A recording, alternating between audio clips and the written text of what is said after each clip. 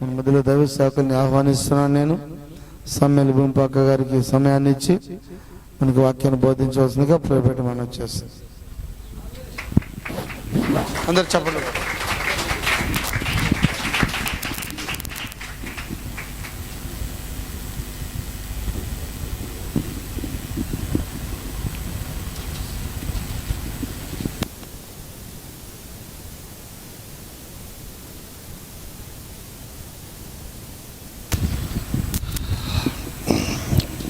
స్తోత్రం కలుగును గాక.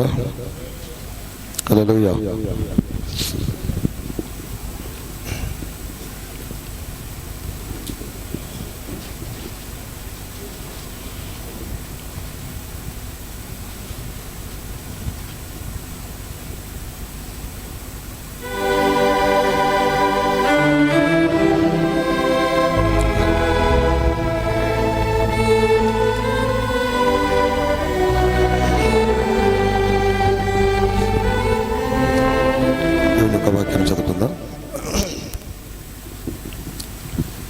యెషయా గ్రంథం 9వ అధ్యాయం 6వ వచనం.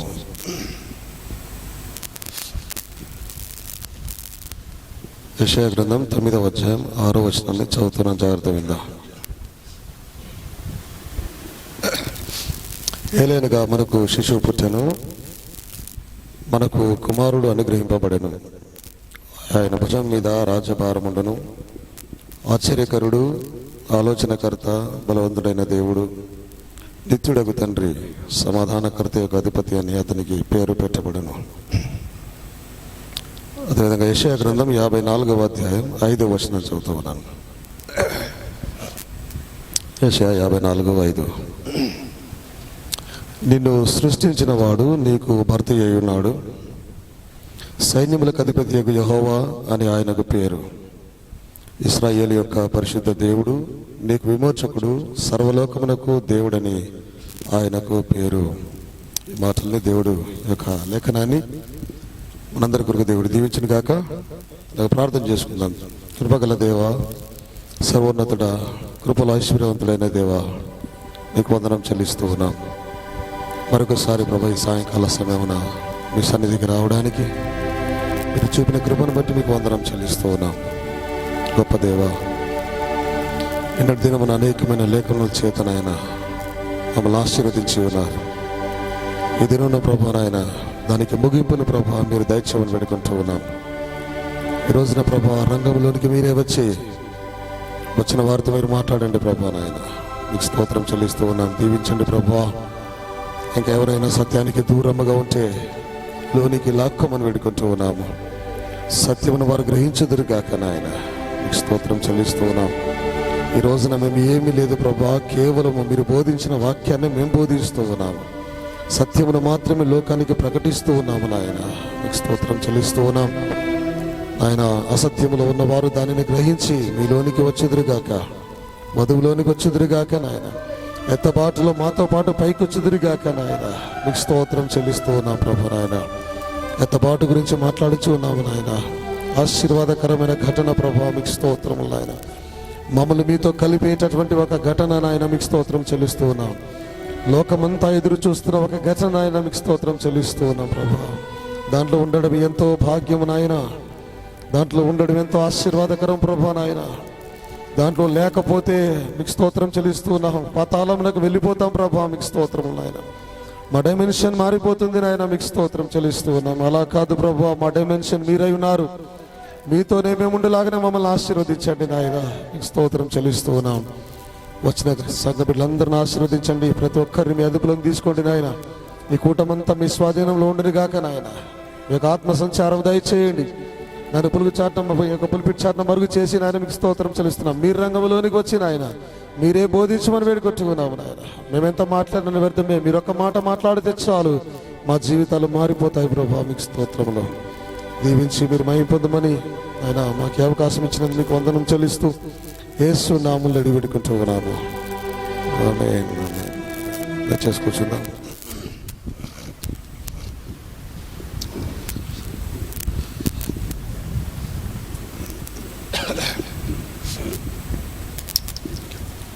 దేవునికి స్తోత్రం కలుగును గాక.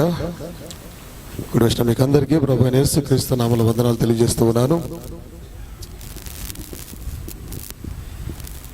మరొకసారి మిమ్మల్ని అందరినీ ఇక్కడ చూడడం చాలా సంతోషకరమైన విషయమై ఉన్నది. ఆమేన్. నాతో పాటు ఈ యొక్క కూటానికి వచ్చిన సేవకులందరికీ ప్రభు అయిన యేసుక్రీస్తు నామములో వందనాలు తెలియజేస్తూ ఉన్నాను. దేవుళ్ళందరూ గొప్పగా దీవించును గాక. మీరందరూ నాతో పాటు ఉండడం చాలా సంతోషంగా ఆనందంగా ఉన్నది, ఆశీర్వాదంగా నేను భావిస్తూ ఉన్నాను. ఆమేన్. హల్లెలూయా, హల్లెలూయా. దేవుని స్తోత్రం కలుగును గాక. అందరూ యాక్టివ్గా ఉన్నారా? సంతోషంగా. హల్లెలూయా. కొద్దిగా గెయినింగ్ కొద్దిగా రాదు. ఈ ఫ్యాన్ ఒక్కటి తగ్గించండి, ఒకటి.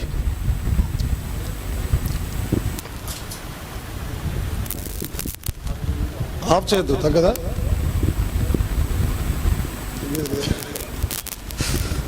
ఉండని ఉండని. ఆమేన్. హల్లెలూయా. దేవుని స్తోత్రం కలుగును గాక. ఆమేన్. నేను దినం అనేకమైన విషయాలు మనము ధ్యానం చేసి ఉన్నాం. దేవుడు మరలా మనతో మాట్లాడును గాక. హల్లెలూయా.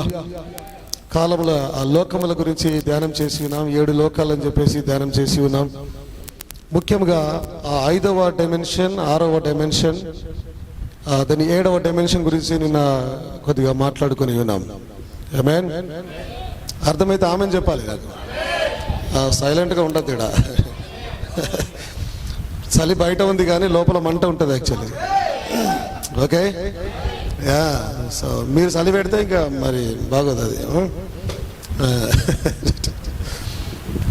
ఆ అమ్మాయి పోతా ఉంటే మనం మండలేదా అంటా ఉన్నారు వాళ్ళు. యాక్చువల్లీ మండాలి. నేను అట్లా బోధించకపోతే నన్ను అడగండి. ఓకే, అట్లా బోధిస్తే మండండి అక్కడ కూర్చొని.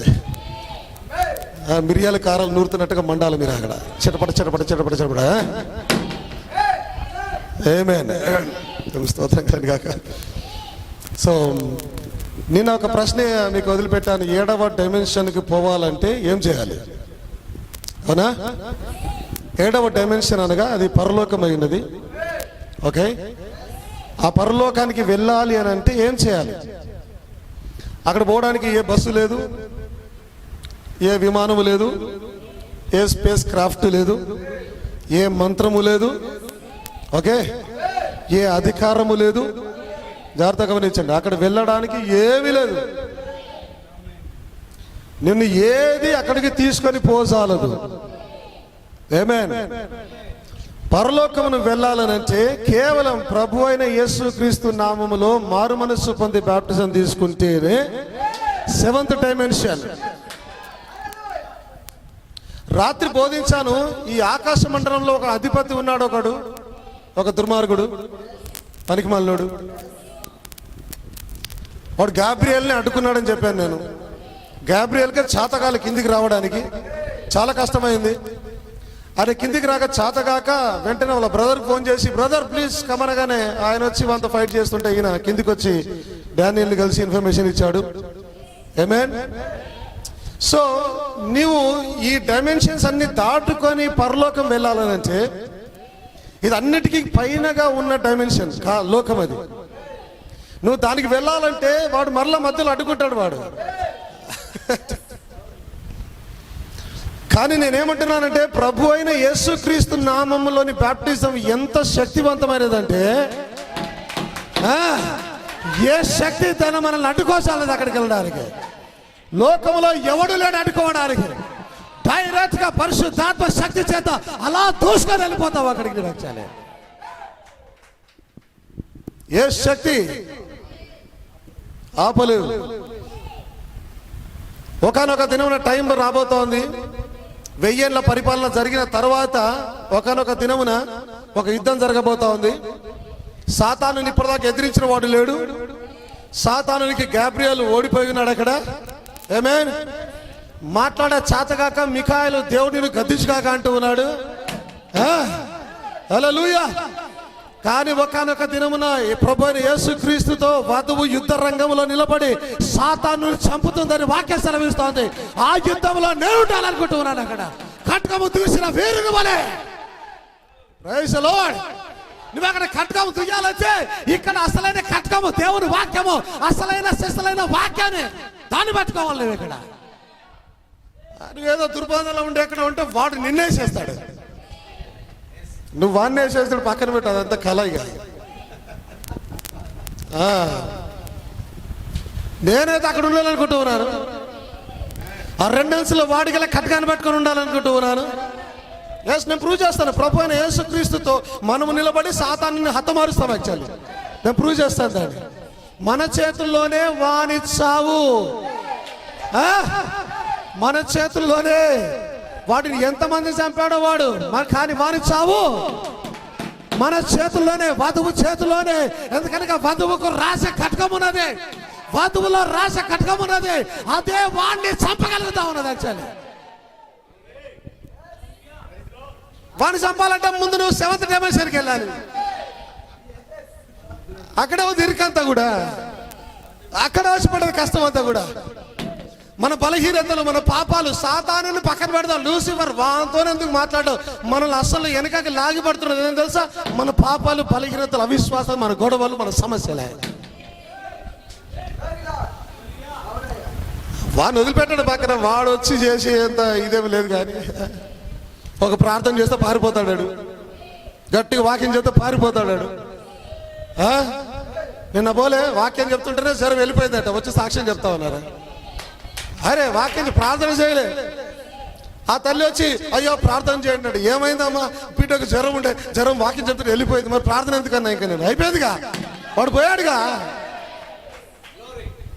వారి మీద ఎందుకు ఏడడం? మన బలహీనతలు, మన దుర్గమ పనులు, మన చెడు పనులు, మన అవిశ్వాసం, మన దుర్బోధలు, వాక్య విరుద్ధమైన బోధలు. యేసుక్రీస్తు చెప్పింది కాక వేరేది చెప్పడం, పౌలు చెప్పింది కాక వేరే చెప్పడం, పేతురు చెప్పింది కాక వేరే చెప్పడం. ఒక బైబిల్ రాసుకోరాదు నీకు? నీ సువార్త నువ్వు రాసుకొని పేరు పెట్టి, నీ సంఘం పేరు పెట్టి నువ్వు ఒక సువార్త రాసుకో. సిఎస్ఐ బైబుల్, మెనరెట్ బైబుల్, సాల్వేషన్ బైబుల్ రాసుకో. క్రీస్తు చెప్పిన మాటలు చెప్పే ఉద్దేశం లేకపోతే నీది నువ్వు ప్రింట్ చేసుకో అక్కడ. మళ్ళా పెద్ద దీన్ని పట్టుకొని మేం కాక బోధిస్తున్నాం. దేవునికి స్తోత్రం కలుగును గాక. హల్లెలూయా. యేసుక్రీస్తు చెప్పాడు దేవుడు ఒక్కడే, ముగ్గురు దేవుళ్ళే. ఎప్పుడైతే ఆరోహణమైపోతున్నాడో ఆయన అంటున్నాడు తండ్రి యొక్క, కుమారుని యొక్క, పరిశుద్ధాత్మ యొక్క. నీకు అర్థం కాలేదు సోదరా, నీకు అర్థం కాలే. ఆయన చెప్తున్నాడు దేవుడు ఒక్కడే. యేసుక్రీస్తు ఏ రోజు కూడా నేను దేవుణ్ణి అని చెప్పలేదు ఆయన. ఎందుకో తెలుసా? దేవుడు ఒక్కడే. యేసుక్రీస్తు నేను దేవుని అని చెప్పలే, దేవుడు ఒక్కడే. ఆయన యేసుక్రీస్తు శరీరంలో వచ్చిన దేవుడే ఉన్నాడు ఆయన. అరే వాడు వచ్చి కొట్లాడతాడు. యేసుక్రీస్తు దేవుడు అని ఎక్కడ చెప్పాడు? చెప్పలే. ఎందుకు చెప్తాడు? అరే ఆయన దేవుడు అని చెప్తే ముగ్గురు దేవులు అయిపోయా. మరలా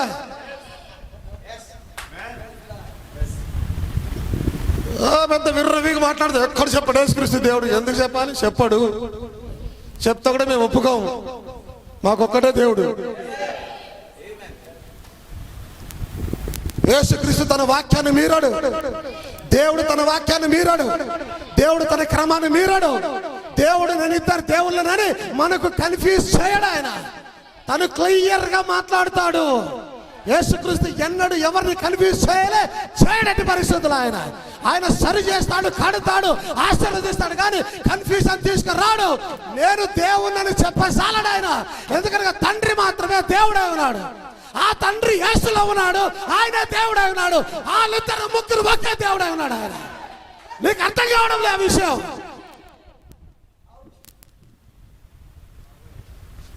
ఆమేన్. స్తోత్రం కలుగుగాక. దేవుడు ఒక్కడే. ఎవరికైనా డౌట్స్ ఉంటే నా దగ్గర రండి, నేను ఛాలెంజ్ చేస్తున్నాను. దేవుడు ఒక్కడే, ముగ్గురు దేవుళ్ళు లేరు. నెవర్. విషయం ఏంటంటే దేవుడు తన ఆలోచనలో, తన ప్రణాళిక ప్రకారం తన వధువు కొరకు చావాలి కాబట్టి, రక్తం చిందిస్తే కానీ పాపక్షమాపణ జరగదు కాబట్టి, తన అనాది ప్రణాళికలోనే తనలోని ఒక భాగము బయటకు తీసి కుమారుడు అని పేరు పెట్టాడు దానికి. అంతే. ఆ బయటకు వచ్చిన దానికి వేరే పేరు పెట్టలే. తన పేరే అది. ఎందుకంటే అది వేరేది కాదు, వేరే పేరు పెట్టజాడు. తనలోని భాగమే తనే అయి ఉన్నాడు కాబట్టి. సంఘ శాఖలందరూ దాన్ని ఒప్పుకుంటారండి. ఎస్, లోగోస్ బయటకు వచ్చింది. ఎస్, వచ్చింది. మరి ఎక్కడికి వెళ్ళి వచ్చింది? లోగోస్ కలుగును కాక అన్నాడా? లేదే. అలా కలుగును కానంటే అది వేరే సృష్టి అయింది. లేదు, ఆయనలో నుంచి వెలుగు బయటకు వచ్చింది. యాక్చువల్లీ అది కుమారునిగా ఉన్నది. అది అర్థం కాలే. ఈ మధ్య బోధించాను ఆది కాండంలో, మనము మన పోలిక చొప్పున దేవుడు ఎవరితో మాట్లాడుతూ ఉన్నాడు?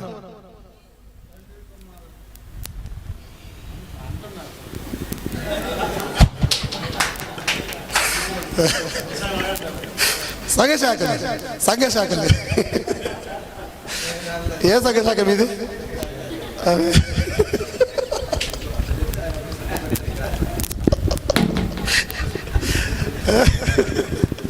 ఏమే దేవుడికి స్తోత్రం కలుగును గాక. డాడీ ఓకే చెప్తున్నాడు. ఇంకా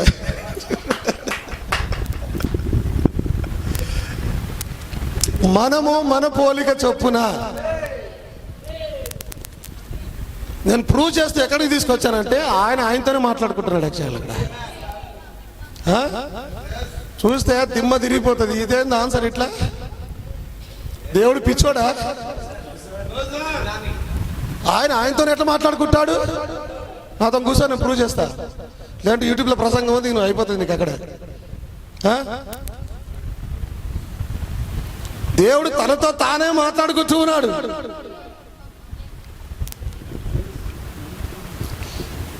జాగ్రత్త గమనించాడు. ఆయన అంటూ ఉన్నాడు, ప్రకటించిన వాడను నేనే, రక్షించిన వాడను నేనే, ఇక్కడి నుంచి మాట్లాడేది నేనే, అక్కడ ఉండేది కూడా నేనే. ఇదిగో కన్యక గర్భవతి కుమారుని కన్నా చెప్పింది దేవుడే, వచ్చి పుట్టింది కూడా దేవుడే. అక్కడ వేరే వ్యక్తి రాలేదు. అక్కడ పరిస్థితుల్లో ఆయన దిగుతున్నాడు అక్కడికి. ఆయన చెప్తూ ఉన్నాడు, ఆయన వస్తూ ఉన్నాడు, ఆయన పలుకుతున్నాడు, ఆయన ప్రకటిస్తున్నాడు, ఆయన యుద్ధం చేస్తున్నాడు, ఆయన నెరవేరుస్తున్నాడు. ఆయనే ఆ స్థానం మీద చూస్తున్నాడు. ప్రకటించేవాడు ఆయనే, నెరవేర్చేవాడు ఆయనే, జరిగించేవాడు ఆయనే. ఒకే దేవుడు 2 స్థలాలలో, 3 స్థలాలలో, 4 స్థలాలలో, అనేక చోట్ల ఉంటున్న దేవుడు ఒక్కడే.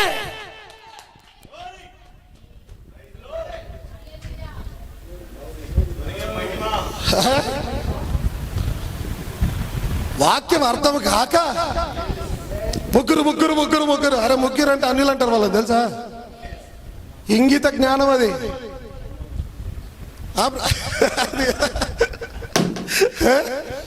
It's a common sense. ఒక్కరికన్నా ఎక్కువ దేవుళ్ళు అంటే ఏమంటారు తెలుసా? చెప్పండి. అన్యులు. నేను అన్యుని కాదు, నేను అన్యుని కాదు, నేను క్రైస్తవుడను, నిజమైన క్రైస్తవుడను. ఇంకా చెప్పాలంటే ఈ అంత్యకాలంలో ఉన్న అసలు శిశులైన వధువును నేను. నాకు ఒక్కడే దేవుడు, నాకు ఒక్కడే భర్త.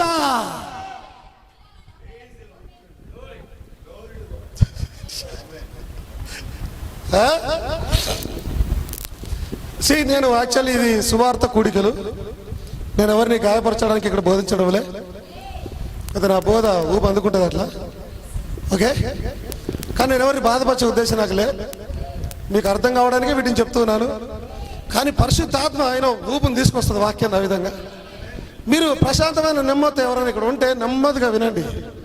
ఎనీ డౌట్స్ తర్వాత మాట్లాడుకుందాం కూర్చొని. ఏమే నా లెక్క ప్రకారం వాక్యం ముగించేటప్పుడు డౌట్స్ ఏమి ఉండవు. ఆయన ఎలాంటి డౌట్స్ ఉండవు అక్కడ. దేవునికి స్తోత్రం కలుగును గాక. హల్లెలూయా. నాకు ఒకడే దేవుడు, ఒకడే భర్త. ఒకడే భర్త. ఇద్దరు భర్తలే, ముగ్గురు భర్తలే.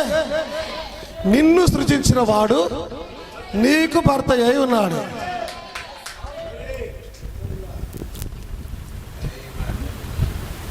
నిన్నెవరు సృజించారు చెప్పాలి? తండ్రి అయిన దేవుడు. అవునా? తండ్రి అయిన దేవుడు నిన్ను సృజించాడు. ఓకే, ఆమేన్. ఇప్పుడు నీ భర్త ఎవరు? అంటే చెప్పాలి. నీ భర్త ఎవరు? దేవుడు కాదండి, దేవుడు ఒకడే కాదు. నీ భర్త ఎవరు? తండ్రి అయిన దేవుడు. కుమారుని ఎట్లా పెళ్లి చేసుకుంటాం?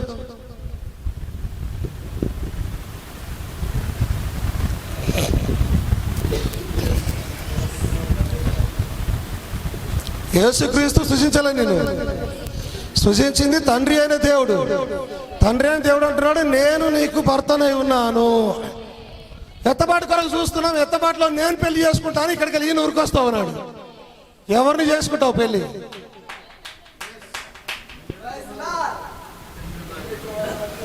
తండ్రి భార్యనా? ఉమ్మిస్తారు లోకంలో. అరే భయంకరం అది. ఏం బోధ అది, ఏం వాక్యం అది? ఇద్దరు భర్తలు ఎలా నీకు ఉంటే తండ్రి అన్న నీ భర్త ఉండాలా, కుమారుడు అన్న నీ భర్త ఉండాలా? ఇద్దరు ఎట్లా? నిన్ను పెట్టుకొని ఇద్దరు అనుకోవాలి ఇద్దరు. ఇప్పుడు అదే కదా వాస్తవం. ఏం జరుగుతుంది అక్కడ? ఆయనేమో నేను నీ భర్త అంటున్నాడు, ఈయనేమో లేదు నేను పెళ్లి చేసుకుంటామని అంటాడు. ఏంది కథ? ఏం జరుగుతా ఉంది? క్షమించండి, ఒక గట్టి స్టేట్మెంట్ చేస్తా, చేయమంటారా? గాయపడద్దు మనుషులు ఎవరినైనా సరే.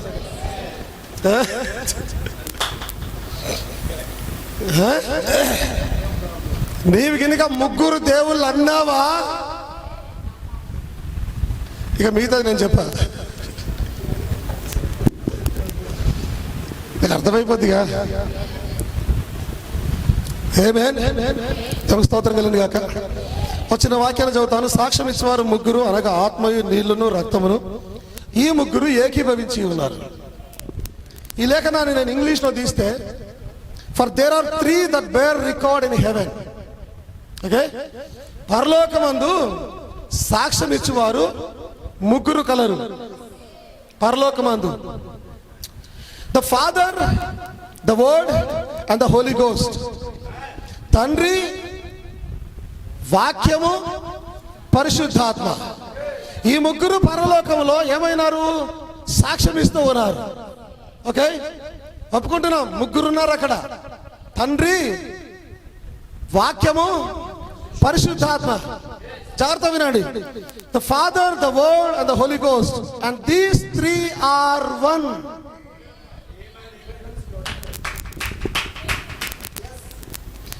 నేను ఇది తెలుగులో ఏముందా అని చూస్తే తెలుగులో లేనే లేదు అది. అరే ఇంత ఘోరమా? లేదు తెలుగులో. తెలుగులో ఆత్మ, నీళ్లు, రక్తం ఇవన్నీ రాశారు. ఇది ఎక్కడ? వారు ఏకీభవించడం లే, వారు ముగ్గురు ఒకటే.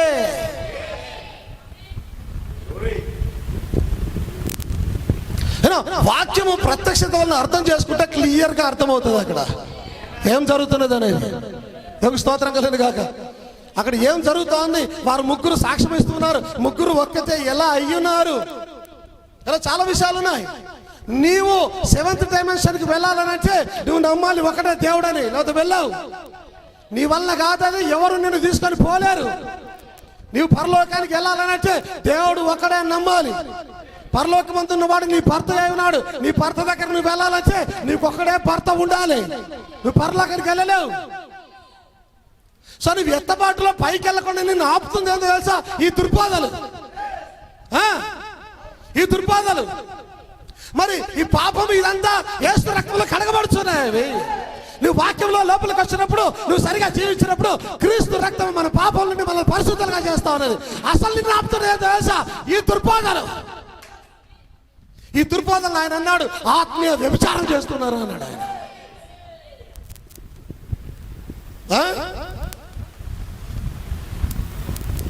అసలైన దేవుని వదిలిపెట్టి వేరే వాళ్ళని దేవుళ్ళు అంటే ఎవరు మాత్రం? భర్త ఆయన ఒక ఆయన ఉన్నాడు, భర్త ఆయన కాదు నాకు వేరే భర్త అంటే ఆయన ఊకుంటాడా? ఏమే దేవుని స్తోత్రం కలిగిన కాక. దేవుడు ఒక్కడే. యేసుక్రీస్తే దేవుడై ఉన్నాడు, తండ్రే దేవుడై ఉన్నాడు, పరిశుద్ధాత్మ అదే దేవుడై ఉన్నారు. ఈ ముగ్గురు కాదు కానీ ఒకే దేవుడై ఉన్నాడు. దేవునికి స్తోత్రం కలిగిన గాక. పరలోకం వెళ్ళడం అంత ఈజీ కాదండి, బట్ అంతే ఈజీ. నువ్వు సత్యాన్ని నమ్మితే చాలు. నీవు సత్యాన్ని గ్రహిస్తే చాలు, నువ్వు పరలోకం వెళ్ళిపోతావు. ఎట్టి పరిస్థితులు నిన్నెవరు ఆపజాలరు. సత్యానికి నువ్వు అంగీకరించకపోతే నువ్వు పరలోకం వెళ్ళలేవు, నువ్వు ఎట్టి పరిస్థితులు వెళ్ళలేవు. ఆమేన్, హల్లెలూయా. మోషే పెద్దవాడైనప్పుడు విశ్వాసమును బట్టి ఐగుప్తు తనము కంటే క్రీస్తు విషయమైన నింద గొప్ప భాగ్యమని ఎంచి. అర్థమైంది ఈ మాట ఎవరికైనా? మోషే పెద్దవాడైనప్పుడట విశ్వాసం బట్టి ఐగుప్తు తనము కంటే క్రీస్తు విషయమైన నింద గొప్ప భాగ్యమని. ఇక్కడ ఉన్న వాళ్ళు ఎవరన్నా నాకు చూపించాలి, యేసుక్రీస్తు ఎక్కడ ఉన్నాడు ఐగుప్తులో? ఎనీవన్? నా ఫోన్లో నుంచి ₹1,00,000 ఇప్పుడే ట్రాన్స్ఫర్ చేస్తాను నేను. అరే ఛాలెంజ్, రియల్ ఛాలెంజ్ అది. దమ్మున్న ఛాలెంజ్ చేస్తున్నాను నేను. ₹1,00,000 ఇప్పుడే కళ్ళ ముందే బంపర్ ఆఫర్.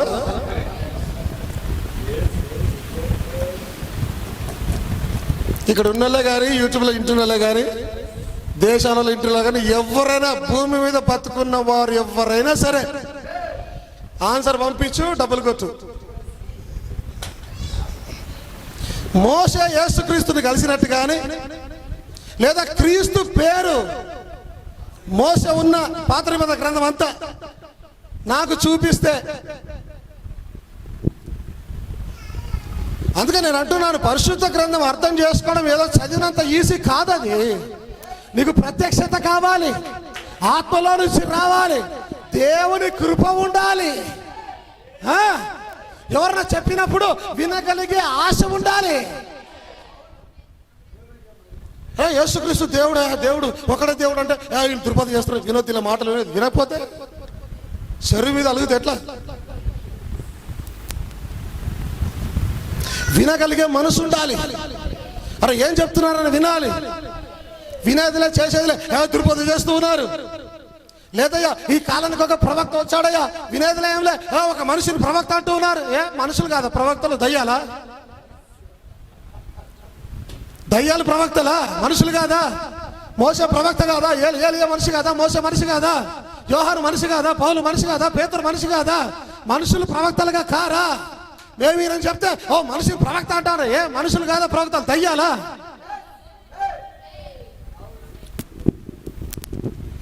ప్రవక్తలు మనుషులకు కూర్చారా? పైకి ఊడి పడతారా? యేసుక్రీస్తు ఏమైనా ఫ్లైట్ తీసుకొచ్చి దించిపోతాడా? చెప్పిపోతాడా ఇదిగో ఈయన ప్రవక్త అని చెప్పేసి? అరే చెప్పినప్పుడు వినగలిగే మనసు ఉంటే నీకు అర్థమవుతాయి విషయాలు. విను ఏం చెప్తూ ఉన్నారు. ఆయన ఎక్కడ కనిపిస్తున్నాడో వినండి. ఆయన పేరు పరిశుద్ధ గ్రంథంలో ఉందా?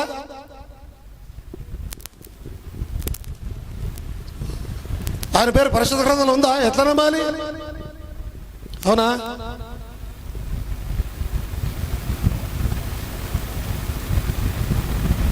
యోహాను పేరు పరిశుద్ధ గ్రంథంలో ఉందా?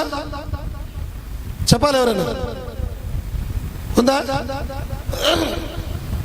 పుట్టకన్నా ముందు, పుట్టిన తర్వాత కాదు, పుట్టకన్నా ముందు మోసే పేరుందా? పుట్టకన్నా ముందు ఏలియా పేరుందా? పేతురు పేరుందా? యేసు క్రీస్తు పేరుందా?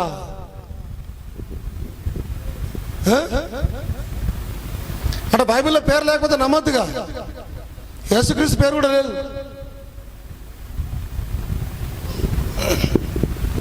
కానీ వారి యొక్క ఉద్యోగాలు రాయబడ్డాయి అక్కడ, వారు చేసే పని రాయబడింది అక్కడ, వారు ఏ కారణం చేత పంపబడతారో రాయబడింది అక్కడ.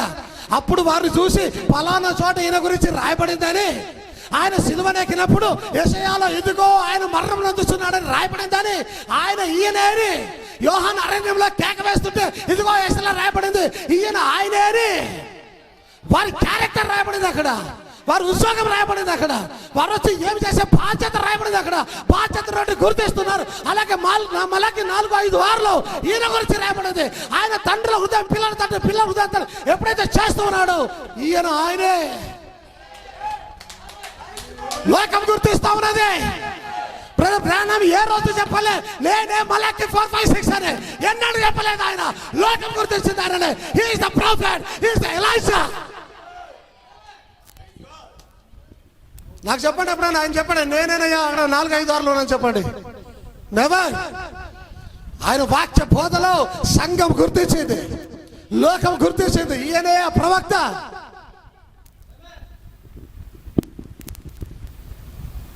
మోసం చూపించాడు నాకు.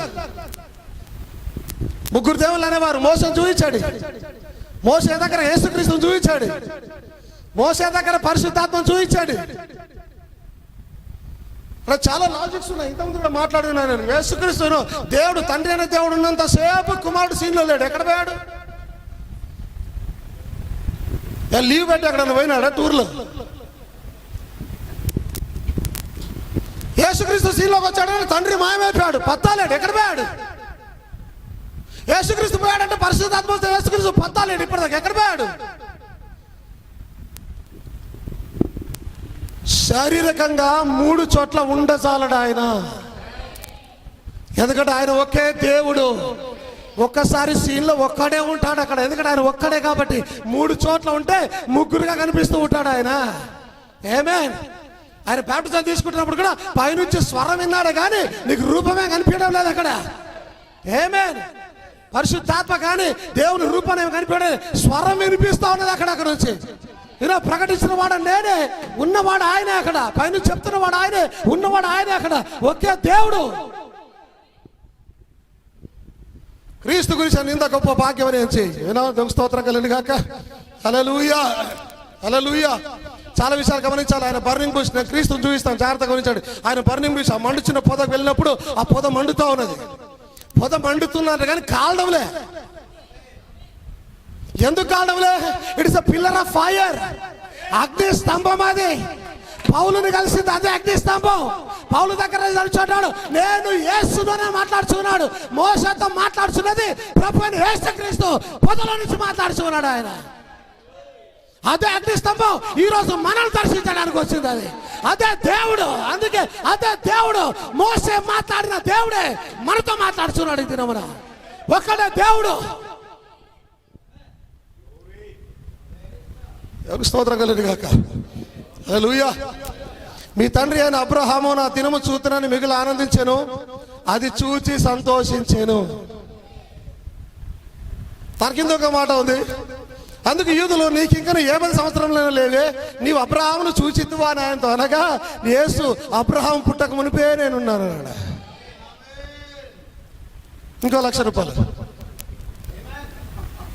నేను ఇస్తా. షూర్, అప్పు చేశాను, ఇస్తా.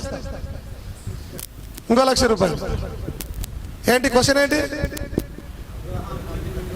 చూపించాలి యేసుక్రీస్తుని. ఆమేన్. నేను త్వరగా ముందుకెళ్తాను, ఎందుకంటే చాలా విషయాలు ఉన్నాయి. చూపించలేరు కాబట్టి ఎక్కువసేపు మాట్లాడే లాభం లేదు. చూపించలేరు. నేను మీకు ఇయ్యను పైసలు, డబ్బులు. సవాలు లేదు దాంట్లో. నేనేదో ఉత్త ఛాలెంజ్ చేస్తున్నాను, ధైర్యంతో చేస్తున్నాను. నా డబ్బులు ఓవులే అని చేస్తున్నాను. ఎందుకో తెలుసా?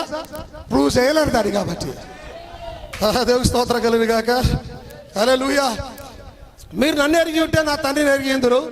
ఇప్పటి నుంచి మీరు ఆయనను ఎరుగుదురు, ఆయనను చూచి ఉన్నారని చెప్పాను. అందుకు అప్పుడు ఫిలిపు, ప్రభువా తండ్రిని మాకు కనపరచుము, మాకు అంతే చాలు అని అనగా, వాళ్ళు వచ్చి అడుగుతుంటే ఇక చూస్తున్నారు కదా, ఇక చూసారు మీరు తండ్రిని అంటే, అట్లా కాదు ప్రభువా తండ్రిని మాకు చూపించండి, అట్లాగా తండ్రిని చూపించండి మాకు. యేసు ఫిలిపు, నేను ఇంతకాలం మీ యొద్ద ఉండినాను, నీవు నన్ను ఎరగవా? నన్ను చూచిన వాడు తండ్రిని చూచి ఉన్నాడు కనుక తండ్రిని మాకు కనపరచమని ఎలా చెప్పచ్చు ఉన్నావు?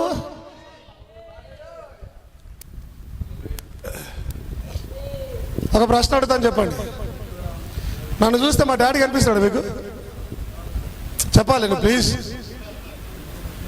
నన్ను చూస్తే మా డాడీ కనిపిస్తున్నాడా? అంటే యేసుక్రీస్తు అబద్ధం చెప్తున్నాడా? నన్ను చూసిన వాడు తండ్రిని చూశాడని అబద్ధం చెప్తున్నాడా? యేసుక్రీస్తు నిజం చెప్తే మరి నన్ను చూస్తే నా తండ్రి కనిపించాలి కదా మీకు.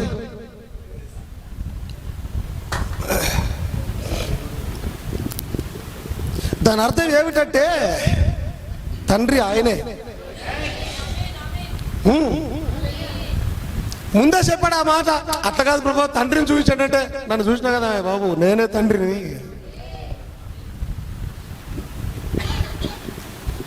లేకపోతే తండ్రి ఎట్లయితాడు? నన్ను చూసిన వాడు తండ్రిని చూసినట్టు ఎట్లా అవుతుంది?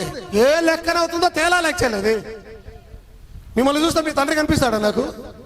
యేసుక్రీస్తుని చూస్తే తండ్రి ఎట్లా కనిపిస్తాడు? తండ్రి భూమి మీద ఉన్నాడా ఇప్పుడు? యేసుక్రీస్తు తండ్రిని చూశారన్నప్పుడు తండ్రి ఉన్నాడా? తండ్రి పరలోకంలో కదా ఉండాల్సింది.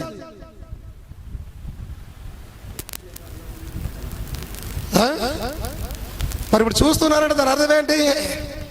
అందుకే ఆయన అన్నాడు, కుమారుడు, ఇక్కడ ఉన్న కుమారుడు ఇప్పుడు పరలోకమందున్న ఆ కుమారుడే అని మాట్లాడుతున్నాడు. దాని అర్థమైంది, పరలోకంలో ఉన్నది కుమారుడే, ఇక్కడ ఉన్నది కుమారుడే. పరలోకంలో ఉంది తండ్రి, ఇక్కడ ఉన్నది తండ్రి. పరలోకంలో పరిశుద్ధాత్మనే, ఇక్కడ ఉన్నది పరిశుద్ధాత్మనే. తెలుస్తా? చిన్న చిన్న మాటలండి, అర్థం చేసుకుంటే 7th డైమెన్షన్ పక్క. ఎవరు ఆపచాలరు? ఇక దేవుని స్తోత్రం కలిగిన గాక. హల్లెలూయా. తండ్రి యందు నేనును, నా యందు తండ్రియు. ఒక్క మాట చెప్పాలి నాకు, ఇవన్నీ చాలా మంచి మాటలు. తండ్రి యందు నేను, అవతలది ఎట్లా పాసిబుల్ అవుతుంది? నేను ఇప్పుడు ఆయనలో ఉంటా, మళ్ళీ ఆయన నాలోకి ఎట్లా వస్తాడు? లాజిక్ అండి. నేను ఆయనలోకి వెళ్ళాను అనుకో, నేను ఇక లేని అయిపోయింది, మళ్ళీ నాలోకి ఎట్లా వచ్చేది? నేను లేను ఇక్కడ, నేను ఆల్రెడీ ఆయనలోకి వెళ్ళిపోయా. ఇప్పుడు ఏమంటాడు ఆయన? నేను తండ్రి యందును, తండ్రి నా యందును. అంటే అది ఒకే శరీరం, అది రెండు కాదు. అది simple logics, very simple logics. అది ఎంబీఏ చేయాల్సిన అవసరం లేదు అర్థం చేసుకోవడానికి, బైబిల్ కాలేజ్ వెళ్ళాల్సిన అవసరం లేదు అర్థం చేసుకోవడానికి. నేను నీలో ఉన్నా, నువ్వు నాలో ఎట్లా వస్తావు? రాలేవు. కానీ ఉన్నాడు, దాని అర్థమైంది ఇది ఒకటే శరీరం, రెండు కాదు, ఒకటే దేవుడై ఉన్నాడు ఆయన. దేవునికి స్తోత్రం కలిగిన గాక. హల్లెలూయా. ఏలైనగా మనకు శిశువు పుట్టను, మనకు కుమారుడు అనుగ్రహించబడను, ఆయన భుజం మీద రాజ్యభారం ఉండను. ఆశ్చర్యకరుడు, ఆలోచనకర్త, బలవంతుడైన దేవుడు.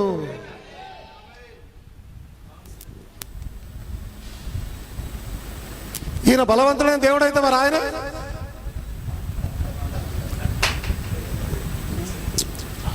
నేను కేవలం ప్రశ్నలు ఇవ్వాలనుకుంటున్నాను. ప్లీజ్ ఏం లేదు, మీరు వీటిని ఇంటికి వెళ్ళిన తర్వాత ధ్యానం చేయండి. డౌట్స్ ఉంటే నాకు ఫోన్ చేసి అడగండి. ఈయన బలవంతుడైన దేవుడు అయితే మరి ఆయన తర్వాత మాట వినండి. నిత్యుడగు తండ్రి, ఎవర్ లాస్టింగ్ ఫాదర్.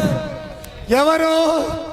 అనుగ్రహించబడిన కుమారుడే ఎవర్ లాస్టింగ్ ఫాదర్. దాని అర్థం ఏంటంటే తండ్రే కన్యక గర్భంలోకి వచ్చి బయటకు వస్తూ ఉన్నాడు కుమారుడిగా.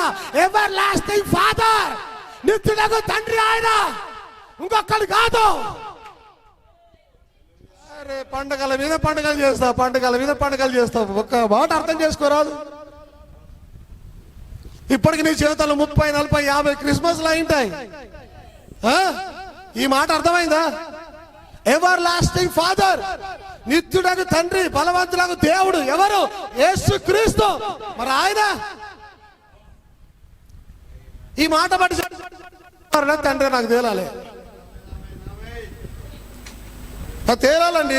నా క్రైస్తవ జీవితానికి తేలాలి. ఆయన కుమారుడా తండ్రి ఆడబెట్టాల్సింది. బలవంతుడైన కుమారుడు, నిత్యుడకు కుమారుడు. ఏంటి అంతేనా? అంతేనా రావాల్సింది? అంతేనా? ఏమండి తండ్రి ఎట్లా పెడతారండి? తండ్రి ఎలా పెడతారు? కుమారుడు, బలవంతుడకు కుమారుడు, నిత్యుడకు కుమారుడు. తండ్రి ఎట్లా అవుతాడు? ఆయన తండ్రి అని రాశాడంటే దాని అర్థం ఏంటి? ఆయనే తండ్రి, ఆయనే కుమారుడు. క్లియర్ గా చూపిస్తున్నారు అక్కడ. ఇదిగో మనకు కుమారుడు అనుగ్రహించబడెను, అతడు ఎవర్ లాస్టింగ్ ఫాదర్, నిత్యుడకు తండ్రి ఆయన.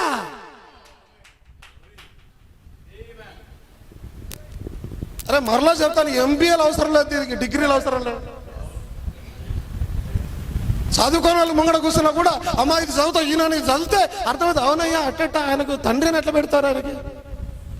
అరే చదువుకోనికి అర్థం చేసుకుంటారు ఆ మాటని. మనమేమో బైబిల్ కాలేజ్ పోయి సంవత్సరాలు బైబిల్ కాలేజీలో చదివి జ్ఞానం ఎక్కువై ఏం చేయాలి అర్థం కాక లేదు. ఇదే నేను పట్టిన కుందేలకు ఎన్ని కాళ్ళు? 3 కాళ్ళు.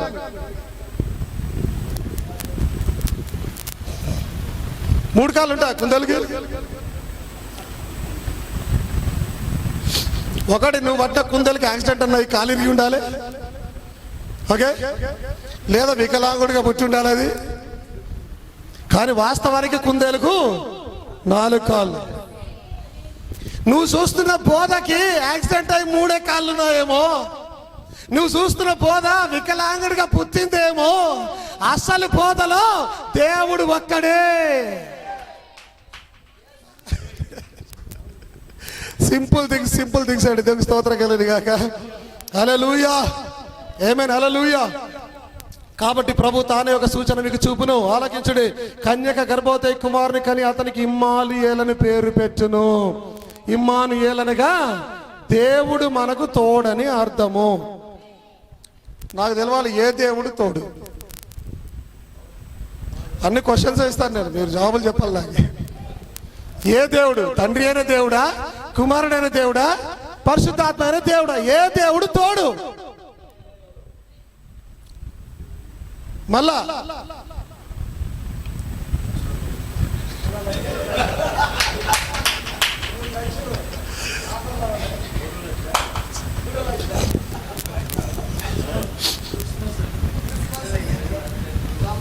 క్రిస్మస్ పండుగ చేసుకోపోయారు.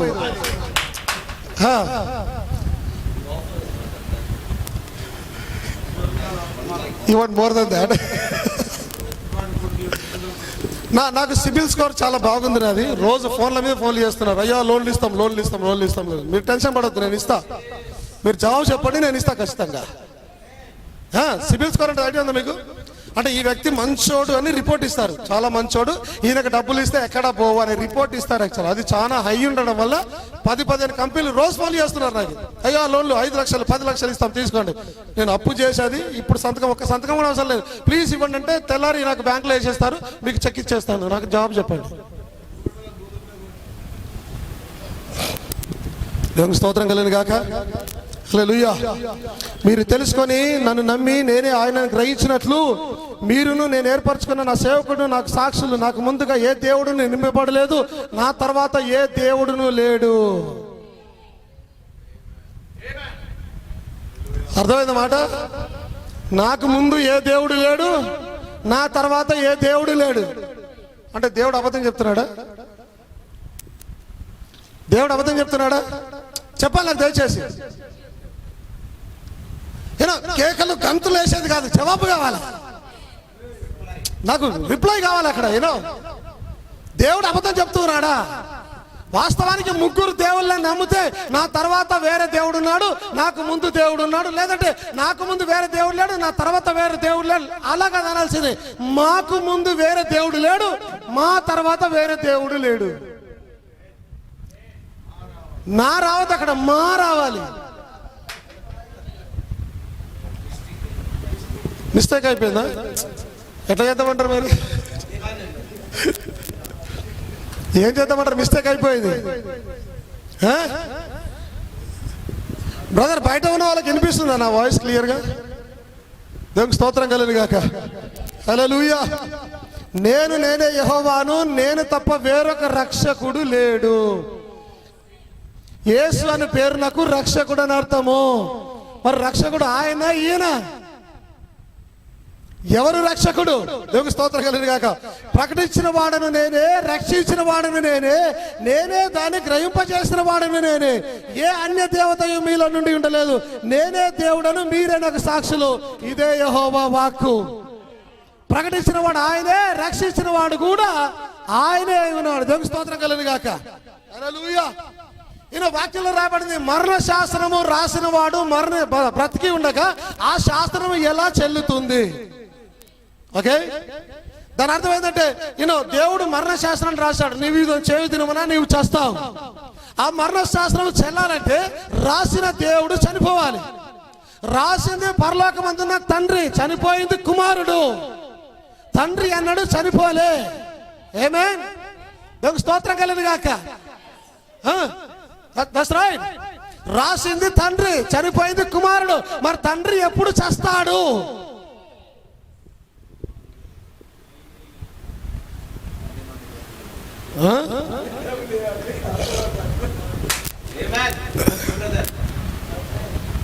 కుమారుడు చేస్తే నేను ఒప్పుకోను, అది చెల్లదు, అది చట్టం చెల్లదు. నేను పాపం చేసినా నన్ను ఏమనొద్దు దయచేసి, చట్టం చెల్లదు.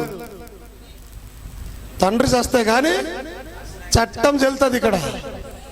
నేను ఏ పాపం చేసినా నన్ను ఏమనొద్దు. ఎందుకు? చట్టం చెల్లదు. ఆయన సావలేదు ఇంకా. ఏమండి, ఏమన్నా బుద్ధి ఉందా దాంట్లో ఆలోచన చేయడానికి? నేను అట్లా అంటే ఏమన్నా బాగుందా? మరి చనిపోయింది ఎవరు? కుమారుడు చనిపోయాడంట. లేడు, వాస్తవానికి చనిపోయింది ఎవరు? తండ్రే వచ్చి చనిపోయినాడు. ఆ లాజిక మనకు అర్థం కావడం లేదు. దేవుని స్తోత్రం కలిగిన గాక. హల్లెలూయా. ఇందుచేత మొదటి నిబంధన కూడా రక్తము లేకుండా ప్రతిష్ఠింపబడలేదు. దాని గురించి రాస్తూ, పరలోక సంబంధమైనవి వీటికంటే శ్రేష్టమైన బలుల వలన శుద్ధి చేయబడవలసి ఉండెను. వీటికన్నా శ్రేష్టమైన అంటే పరలోకమందున్న వాడే వచ్చి బలిగా అర్పించబడాలి. అది తండ్రే వచ్చి బలిగా అర్పించబడాలి. స్తోత్రం కలిగిన గాక. శరీరం ఒక్కటే, ఆత్మ ఒక్కటే, ఆ ప్రకారమే మీ పిలుపుని విషయమైన ఒక్కటే, నిరీక్షణ ఎందుండటం పిలువబడుతుంది. ప్రభు ఒక్కటే, విశ్వాసం ఒక్కటే, బాప్టిజం ఒక్కటే. ఎన్ని బాప్టిజాలు? ఒక్కటే బాప్టిజం. తండ్రి, కుమార, పరిశుద్ధాత్మ, ప్రభు అయిన యేసుక్రీస్తు, యేసుక్రీస్తు, యేసు, యెహోవా నామమున.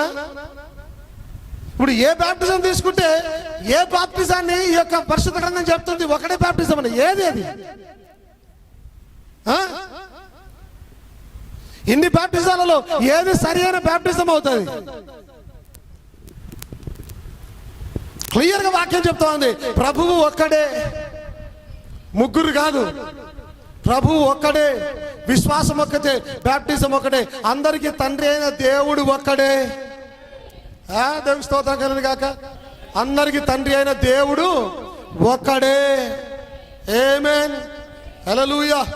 యెహోవా సర్వలోకములకు రాజు అయ్యుండును. ఆ దినమున యెహోవా ఒక్కడే అని, ఆయనకు పేరు ఒక్కటే అని తెలియబడును. ఆమేన్. దేవుని స్తోత్రం కలుగును గాక. హల్లెలూయా. యెహోవానకు నేనే మీ పరిశుద్ధ దేవుడను, ఇశ్రాయేలు సృష్టికర్తనకు నేనే మీకు రాజును.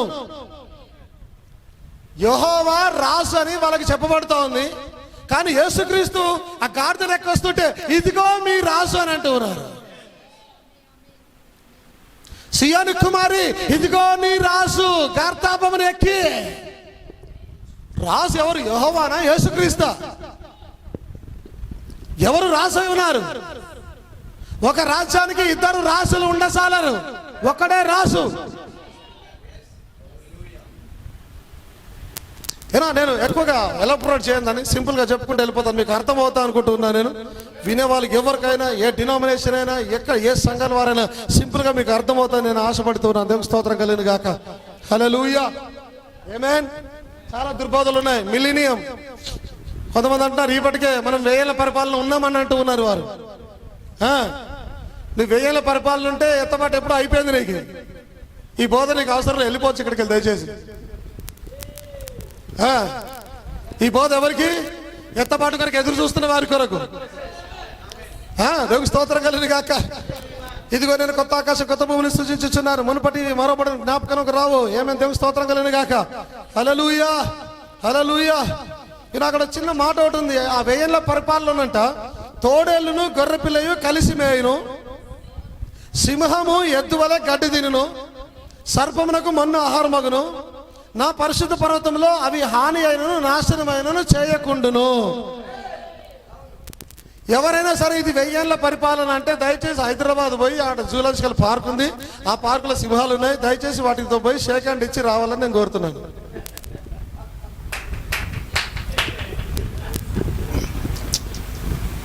సింహము నిన్ను ఏమీ అనదు, నిన్ను ఏమనదు. బ్రదర్ బ్రానం అంటున్నాడు, ఆదాముకు సింహము స్నేహితుడై ఉన్నాడంట. యాక్చువల్ ఏదన్లో రోజు వచ్చి సింహాన్ని, సింహమా ఏంటి తిన్నావా తిన్నావా? ఎస్ సార్ తిన్నాను. ఏం తిన్నావు? గడ్డి తిన్నావు. దేవునికి స్తోత్రం కలిగి గాక. ఇప్పుడు నేనేమైనా, నేను గడ్డి కాదు, నేను మాంసం. అప్పుడు అప్పుడు ఐ మీన్ ఏదైనా ఆదం ఏమైనాడు? మాంసం అయినాడు. ఏమైనది? మాంసమే అయినది. కానీ దాని ఆహారం ఏంటి? గడ్డి. ఒకవేళ ఇది 1000 ఏళ్ల పరిపాలన అయితే, నా ఉద్దేశం ప్రకారం అయితే ఇక్కడ సింహాలు కూడా కొన్ని కూర్చోవాలి ఈ మీటింగ్ లెక్చర్. అవును, ఇట్లా వచ్చేయాలి, ఇట్లా వచ్చి ఇట్లా పోతుండాలి, ఇట్లా కూర్చోవాలి, ప్రేస్తలాడు అనాలి. అవి కూడా దేవునికి స్తోత్రం కలిగినా కానాలి. ఆ బ్రదర్ ఏం బోధిస్తున్నారు మీరు అనాలి, నిజమైన బోధ బోధిస్తున్నారు అనాలి. సింహం రావాలి, దాని వెనుకనే గొర్రెపిల్ల రావాలి. సింహం గొర్రెపిల్ల 2 కలిసి రావాలి, స్నేహం చేసుకుంటూ, ఒకదానికొకటి హాని చేయవు. నువ్వు ఒకవేళ 1000 ఏళ్ల పరిపాలన ఉన్నానని ఎవరు అనుకుంటే దయచేసి హైదరాబాద్ రా. హైదరాబాద్ రా దయచేసి. హైదరాబాద్ ఎందుకయ్యా? జూ పార్క్ ఉంది అక్కడ, టెస్ట్ చేస్తా కదా అక్కడ. ఒకవేళ నిన్ను అది చంపలేదనుకో, నేను నీతో పాటు వచ్చేస్తాయి. అది నిన్ను ఏమనలేదనుకో, నేను నీతో పాటే. ఏమని అన్నదనుకో, నేను పారిపోతాడు కలిగి. దేవుని స్తోత్రం కలిగిన కాక. హల్లెలూయా, హల్లెలూయా. రోగము లేదు అక్కడ. దేవుని స్తోత్రం కలిగిన కాక.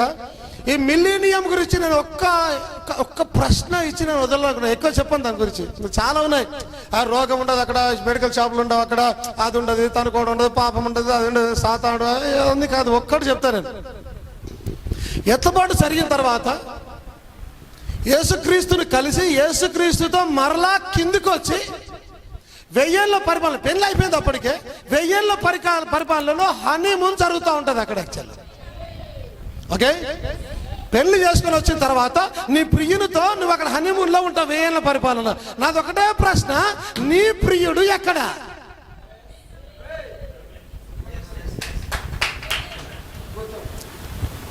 నేను ఇంకేం అడగా, సారీ నానా రకాలుగా చెప్తా, ఇట్లా అట్లా 1000 ఏళ్ల పరిపాలన, అది ఇది ఏం చెప్ప. యేసుక్రీస్తు ఎక్కడ? 1000 ఏళ్ల పరిపాలనలో నీవు నీ ప్రియానితో ముద్దాడుతూ ఉండాలి. ఎక్కడా?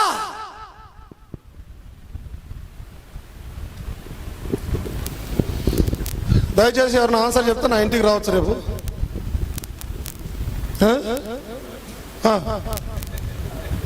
మా ఇంటికి రావచ్చు దయచేసి. మోస్ట్ వెల్కమ్ ఆన్సర్ చెప్పిన వాళ్ళు. అంటే అది లాజిక్ కదండి. 1000 ఏళ్ల పరిపాలనలో యేసుక్రీస్తు ఉండాలి. యేసుక్రీస్తు ఉండాలి అక్కడ. ఎక్కడ యేసుక్రీస్తు? ఎక్కడ ఎక్కడ రిపోర్ట్స్ ఉన్నాయా పలానా దేశంలో యేసుక్రీస్తు ఉన్నాడని? ఉన్నాయా? ఎక్కడ ఆయన? దేవుని స్తోత్రం కలిగిన కాక. నేను అంటున్నాను, 1000 ఏళ్ల పరిపాలన లేము. నువ్వు ఉన్నావంటే యేసుక్రీస్తుని తీసుకుని నా దగ్గర రా. నీ ప్రియుని తీసుకొని నా దగ్గరికి రా. దేవునికి స్తోత్రం కలిగిన కాక. హల్లెలూయా, ఆమేన్, హల్లెలూయా. ఎమ్మెల్యేగా సబ్జెక్ట్లోకి వెళ్ళాలనుకుంటున్నాను. నేను నిన్న బోధించిన డైమెన్షన్స్ గురించి, ధనవంతుని గురించి బోధించి ఉన్నాను, దరిద్రుడి గురించి బోధించాను, లాజరు గురించి కూడా బోధించి ఉన్నాను. లాజరు పరదైసులో ఉన్నాడు, ధనవంతుడు ఎక్కడున్నాడు? పాతాళంలో ఉన్నాడు. ఆమేన్. లాజరు అబ్రహాము రొమ్మున ఉన్నాడు. దేవునికి స్తోత్రం కలిగిన కాక. అది మనకందరికి బాగా తెలుసు, నిన్న బాగా బోధించుకున్నాము దాని గురించి. ఆమేన్. ఎప్పుడైతే ఈ వ్యక్తి ఉండి అడుగుచున్నాడు ఆయనను, అప్పుడు అతడు, తండ్రి అలాగైతే నాకు 5 సహోదరులు ఉన్నారు. అందరు వింటున్నారా? 5 సహోదరులు ఉన్నారు. వారును ఈ వేదనకరమైన స్థలములకు రాకుండా వారికి సాక్ష్యమిష్టకై నా తండ్రి ఇంటికి వాని పంపల వల్ల నేను వేడుకొనొచ్చు ఉన్నాను. ఓకే, దానికి అందుకు అబ్రహాము, వారి యొద్ద మోషేయు ప్రవక్తలను ఉన్నారు. నేను ఒక క్వశ్చన్ వేస్తున్నాను, యేసుక్రీస్తు తర్వాత లేదా ఆ టైంలో మోషే అక్కడ ఉన్నాడా?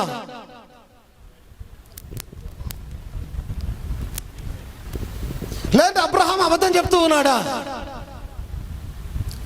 ఆయన ఏదో రక్షణ గురించి అడుగుతూ ఉన్నాడు. నా సహోదరులు ఉన్నారయ్యా, వారికి రక్షణ కావాలి, దయచేసి పంపండి అంటే అబ్రహాం అబద్ధం చెప్తూ ఉన్నాడా? ఆయన అంటున్నాడు, వారు యొద్ద మోషేను ప్రవక్తలు ఉన్నారు, వారి మాటలు వినవలెనని అతనితో చెప్పగా క్లియర్గా చెప్తున్నాడు. అక్కడ మోషే ఉన్నాడు, ప్రవక్తలు ఉన్నాడు, వారి మాటలు వినని. ఆమేన్. ప్రెసెంట్ టెన్స్ మాట్లాడుతున్నాడు ఆయన. ఇప్పుడు మోషే ఉన్నాడు అక్కడ, ఇప్పుడు ప్రవక్తలు ఉన్నారు అక్కడ. వారి మాట వింటే చాలు. వాస్తవానికి ఏం జరుగుతుందంటే అక్కడ మోసే గురించి మాట్లాడుతున్నప్పుడు మోసే పరిచర్య గురించి మాట్లాడుతున్నాడు అక్కడ ఆయన. మోసే లేడు అక్కడ, మోసేని ఎవరు చూపించాలరు, కానీ మోసే ఉన్నాడు అనంటే మోసే పరిచర్య గురించి మాట్లాడుతున్నాడు. మోసే పరిచర్య ఏమున్నది? 5 రకాల పరిచర్య మోసేలో ఉన్నది. మోసే ప్రవక్త అయి ఉన్నాడు, మోసే పాస్టర్ అయి ఉన్నాడు, సంఘ కాపరిగా ఉంటూ ఉన్నాడు ఆయన, ఇవాంజలిస్ట్ అయి ఉన్నాడు, బోధకుడు అయి ఉన్నాడు ఆయన, ప్రైజ్ ది లార్డ్, అపోస్తలుడై ఉన్నాడు ఆయన. 5 రకాల పరిచర్యలు మోసేలో పనిచేస్తున్నాయి. అతను ఒక్కడే సంఘాన్ని తీసుకొని వెళ్ళి ఉన్నాడు 20 లక్షల మందిని. అబ్రహాం ఎప్పుడైతే మాట్లాడుతున్నాడో అక్కడ ఉన్న పరిచర్య గురించి మాట్లాడుతూ ఉన్నాడు, అక్కడ ఉన్న ప్రవక్త గురించి మాట్లాడుతూ ఉన్నాడు. Praise the lord. అయితే సంఘము క్షేమాభివృద్ధి కలిగినట్లుగా కొంతమందిని సంఘ కాపరులు గాను, కొంతమందిని బోధకులు గాను, కొంతమందిని ప్రవక్తలు గాను. అబ్రహాం అబద్ధం చెప్పడంలే, అబ్రహాం నిజం మాట్లాడుతూ ఉన్నాడు, అబ్రహాము సత్యం చెప్తూ ఉన్నాడు. అక్కడ ప్రవక్తలు ఉన్నారు, వారి మాట వింటే చాలు. ఆమేన్. అబ్రహాము తన తర్వాత వచ్చే వారి గురించి మాట్లాడుతూ ఉన్నాడు. అబ్రహాం ఇప్పుడు జరుగుతున్న ఈవెంట్ తర్వాత జరిగే విషయాల గురించి మాట్లాడుతూ ఉన్నాడు. జరిగిపోయిన విషయాల గురించి మాట్లాడటంలే, ప్రెసెంట్ టెన్స్ మాట్లాడుతున్నాడు. మోసే ఉన్నాడు, ప్రవక్తలు ఉన్నారు, వారి మాట వింటే చాలు. ఒక విషయం మీరు గమనించండి, ఈ మాటకి ఈ ధనవంతుడు ఏమనాలి? ఏం మజాక్ చేస్తున్నాడు సార్, ఇప్పుడే వస్తే అడిగెళ్ళి మోసే ఆడున్నాడా? అవునా? మోసే లేడు, ఆయనకు తెలుసు, ధనవంతుడికి తెలుసు మోసే ఎక్కడున్నాడు సార్, ప్రవక్తలు ఎక్కడున్నారు అక్కడ, అట్లా మాట్లాడుతారంటే మీకు ఇష్టం లేకపోతే చెప్పండి. నేను నా వాళ్ళ గురించి ఆశపడుతున్నాను, మీరు ఏదో చెప్తున్నారు. లే, ఆ ధనవంతుడికి కూడా తెలుసు మోసే అంటే ఏమిటో ఆయనకు అర్థమైంది అక్కడ. అందుకే ఏమి అనడం, అలాగనవద్దు తండ్రి, అలాగనవద్దు తండ్రి. నాకు స్తోత్రం కలిగింది కాక. ప్రవక్తలు ఉన్నారు, మోసే ఉన్నాడు, ప్రవక్తలు మాట్లాడుతున్నాడు, వచ్చే పరిచయం గురించి మాట్లాడుతున్నాడు ఆయన. వారి మాటలు వింటే చాలు. సంఘ క్షేమాభివృద్ధి కొరకు ప్రవక్తలు ఉన్నారు అక్కడ. Praise the lord. మోసే గురించి అరుదులు పెట్టండి, ప్రవక్త గురించి మాట్లాడుతున్నారు. ప్రవక్తలు ఎవరై ఉన్నారు? నేను ప్రవక్తనై ఉన్నాను యాక్చువల్లీ. ఎస్, మీరు ప్రవక్తలై ఉన్నారు. ఆయన అంటున్నాడు, ఇదిగో ఈ పుస్తకాన్ని తీసుకొని తిను, తిన్న తర్వాత నువ్వు మరలా దీనిని ప్రవచించాలి. చెప్పడం కాదు, బోధించడం కాదు, ప్రవచించాలి. ప్రవచనం ఎవరు చెప్తారో తెలుసా? ప్రవక్తలు ప్రవచనాలు చెప్తారు. నేను ప్రవక్తలై ఉన్నాను యాక్చువల్లీ. ఇక్కడ ప్రవక్తలు బోధిస్తూ ఉన్నాను. ప్రవక్తలు ఉన్నారు ఎక్కడ? ఈ దినాన ప్రవక్తలు ఉన్నారు, వారి మాటలు వింటే చాలు.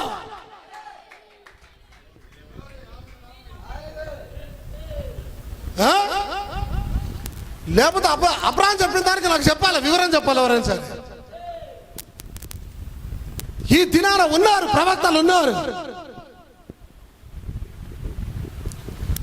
బ్రదర్ మాట్లాడుతూ, అయ్యా ఈ కాలానికి వధువుకు పరిచర్య ఉందా? Yes, she's the final voice to the final age. అంటే ప్రవక్త వచ్చి వెళ్ళిపోయిన తర్వాత ప్రవక్త ఆత్మ ఎక్కడ వచ్చింది? ఇప్పుడు వధువు మీదకి వచ్చింది. ఇప్పుడు వధువే ప్రవక్త. ఆయన అన్నాడు, నా పరిచర్య కొనసాగుతా, అలాగనే వధువే ప్రవక్త ఇప్పుడు ప్రవచనం చెప్తా ఉన్నది. ఆమేన్. ఇంకో విషయం, అక్కడ రాయబడిన మాటలు చూస్తే ఈ బోధ, ఆ బోధ, ఈ బోధ చేస్తారు, ప్రవచిస్తారని చెప్పలే. బోధలు ప్రవచించారు, ప్రవచనాలను ప్రవచిస్తారు. ఈ సంగతులు జరుగుతాయని మీరు ప్రవచించాలని అంటున్నాడు. ప్రవచన ప్రవక్తలై ఉన్నారు అక్కడ. ఇప్పుడు వచ్చిన వారందరూ కూడా, వధువులో ఉన్న వారందరూ కూడా ప్రవక్తలై ఉన్నారు. వారు ప్రవచిస్తూ ఉన్నారు. ఎంతమంది జరగబోతా ఉన్నదని ఈ విధంగా జరగబోతా ఉన్నారు. ప్రవచిస్తున్న ప్రవక్తలు ఇక్కడ కూర్చొని ఉన్నారు. వారి మాటలు వింటే చాలు.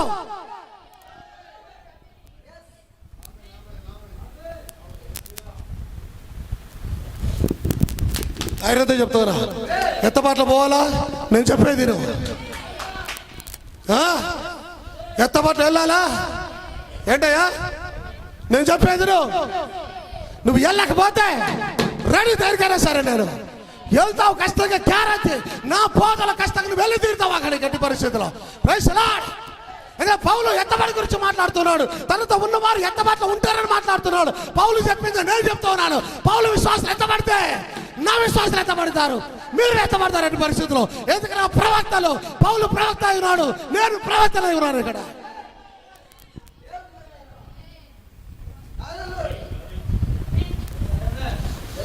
దేవుని కుమారుడు దేవుడే, ప్రవక్త పిల్లలు ప్రవక్తలే. దేవుళ్ళ నుంచి దయ్యం రాదు, ప్రవక్తల నుంచి దయ్యం రాదు.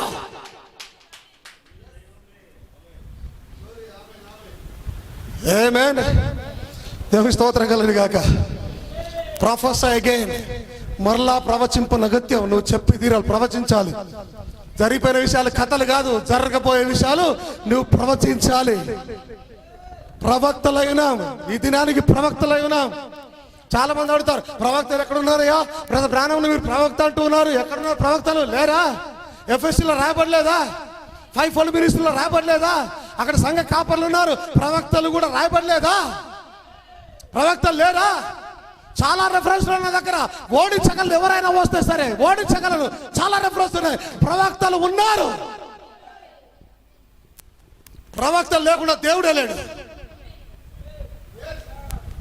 ప్రవక్త లేకుండా దేవుడు రాడు. అది ఆది కాండంలో అయినా ప్రకటనలో అయినా ప్రవక్త లేకుండా దేవుడు సీన్లోకి రాడు.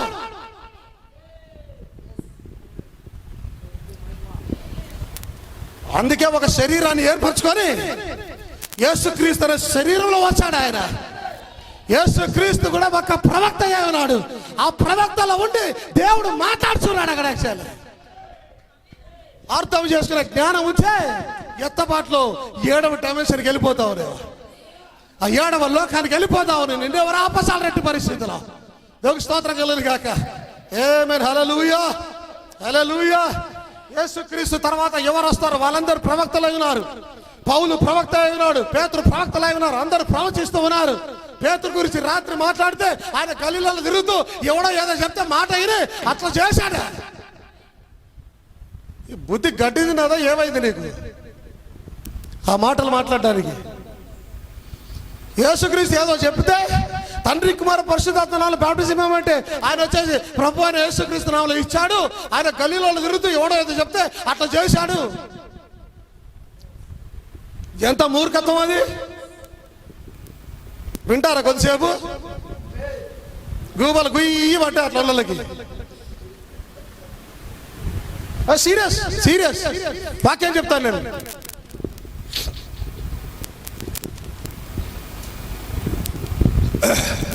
ఫస్ట్ ఆఫ్ ఆల్ పౌలు అంటూ ఉన్నాడు, అది మరి ఒక సువార్త కాదు కానీ క్రీస్తు సువార్తను చెరపగోరి మిమ్మల్ని కలవరపరచేవారు కొందరు ఉన్నారు. దీని అర్థం ఏంటి? యేసుక్రీస్తు చెప్పింది కాక వేరే చెప్పారనంటే యేసుక్రీస్తు సువార్త కాక వేరే సువార్త చెప్పారు. పేతురు యేసుక్రీస్తు చెప్పింది కాక వేరే సువార్త చెప్పాడు. అవునా? అనుకుందాం. ఓకే, మేము మీకు ప్రకటించిన సువార్త గాక మరి ఒక సువార్తను మేమైనను పరలోకం నుండి వచ్చిన మరి ఒక దూత అయినని మీకు ప్రకటించిన ఎడల అతడు శాపగ్రస్తుడు ఎవరు గాక. అంటే యేసుక్రీస్తు చెప్పింది కాక వేరేది చెప్తే శాపగ్రస్తుడు. అంటే ఇప్పుడు పేతురు శాపగ్రస్తుడా?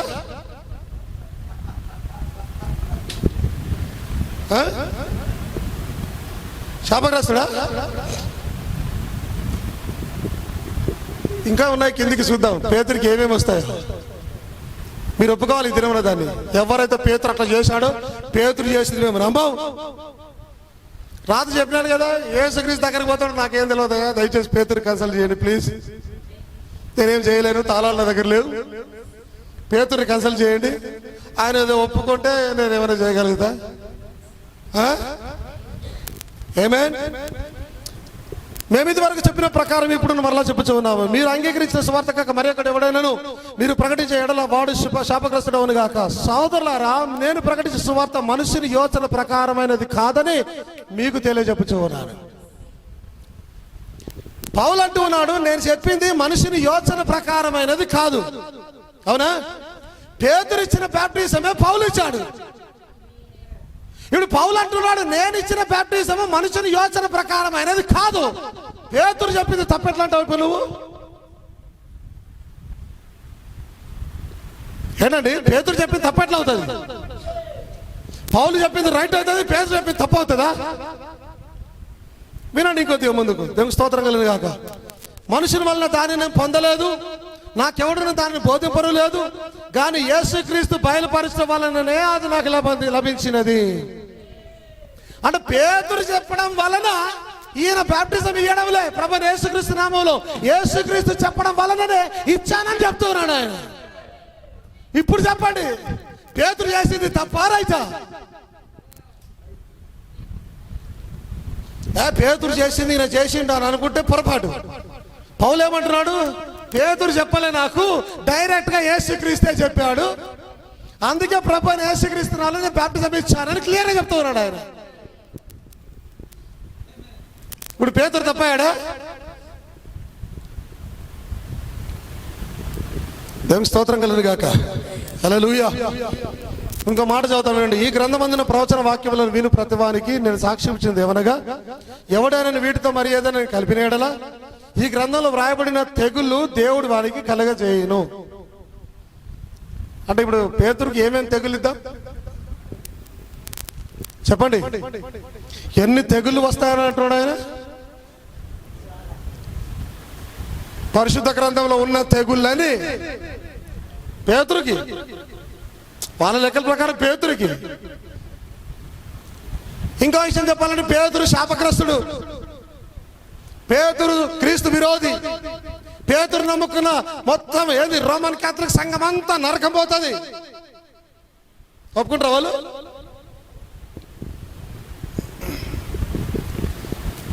దేవునికి స్తోత్రం కలుగును గాక. హల్లెలూయా. ఆమేన్.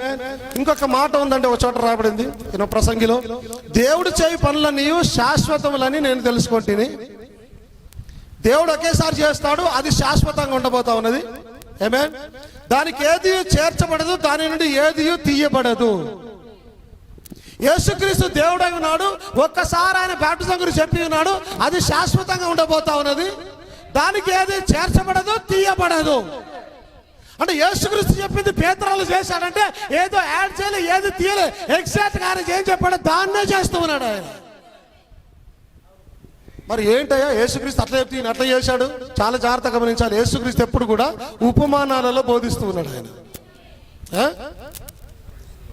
ఉపమానాలు బోధిస్తూ ఇంటికి పోగానే ఏంది ప్రభు దాని అర్థం ఏంది, దాని అర్థం ఇది ఇది ఇట్లా ఇట్లా. కానీ ప్రభు డైరెక్ట్ గా మాకు అక్కడ ఇట్లా చెప్పొచ్చు కదా, ఇట్లా ఎందుకు ఉపమానాలు చెప్తూ ఉన్నావు అడిగారు వారు.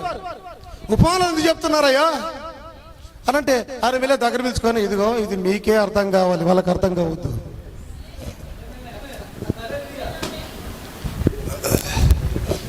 క్లియర్గా అన్నాడు ఆయన. పేతురు, ఇది మీకే అర్థం కావాలి, వాళ్ళకి అర్థం కాకుండానట్లు కథలు చెప్తున్నాను వాళ్ళకి నేను.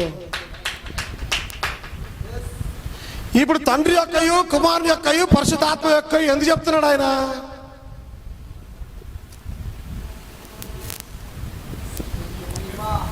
అది ఎవరికి అర్థం కావాలో వారికి అర్థం కావాలి. ఈవెన్ ఈ దినాలలో కూడా ఎవరికి అర్థం కావాలో వారికి అర్థం కావాలి. అందుకే ఆ దినాలలో ఆయన అలా మాట్లాడుతూ ఉన్నాడు. ఆయన ఒక్కసారి మాట్లాడితే శాశ్వత కాలం ఉండును అనగా అంత్యకాలంలో విశ్వాసుల కొరకు కూడా అప్పుడే ఉపమానాలను మాట్లాడుతున్నాడు. అందుకే ఉపమానాలు తెరవడానికి విలియం మేరీ ప్రాణం వచ్చుకున్నాడు ఆయన. ఉపమానాలు బయట తీసుకొని వస్తూ ఉన్నాడు ఆయన. కేవలం వధువుకు మాత్రమే. ఇంకా క్లియర్గా చెప్పాలంటే ప్రవక్తలో యేసుక్రీస్తు ఉన్నాడు, దేవుడు ఉన్నాడు, ప్రతి ప్రాణంలో దేవుడు ఉన్నాడు. అదే దేవుడు ఈ రోజున మనం అడగగా వారికి అర్థం కాకుండా మీకు అర్థమైనట్టుగా మరుపాలను విప్పుచుకున్నాడు ఆయన.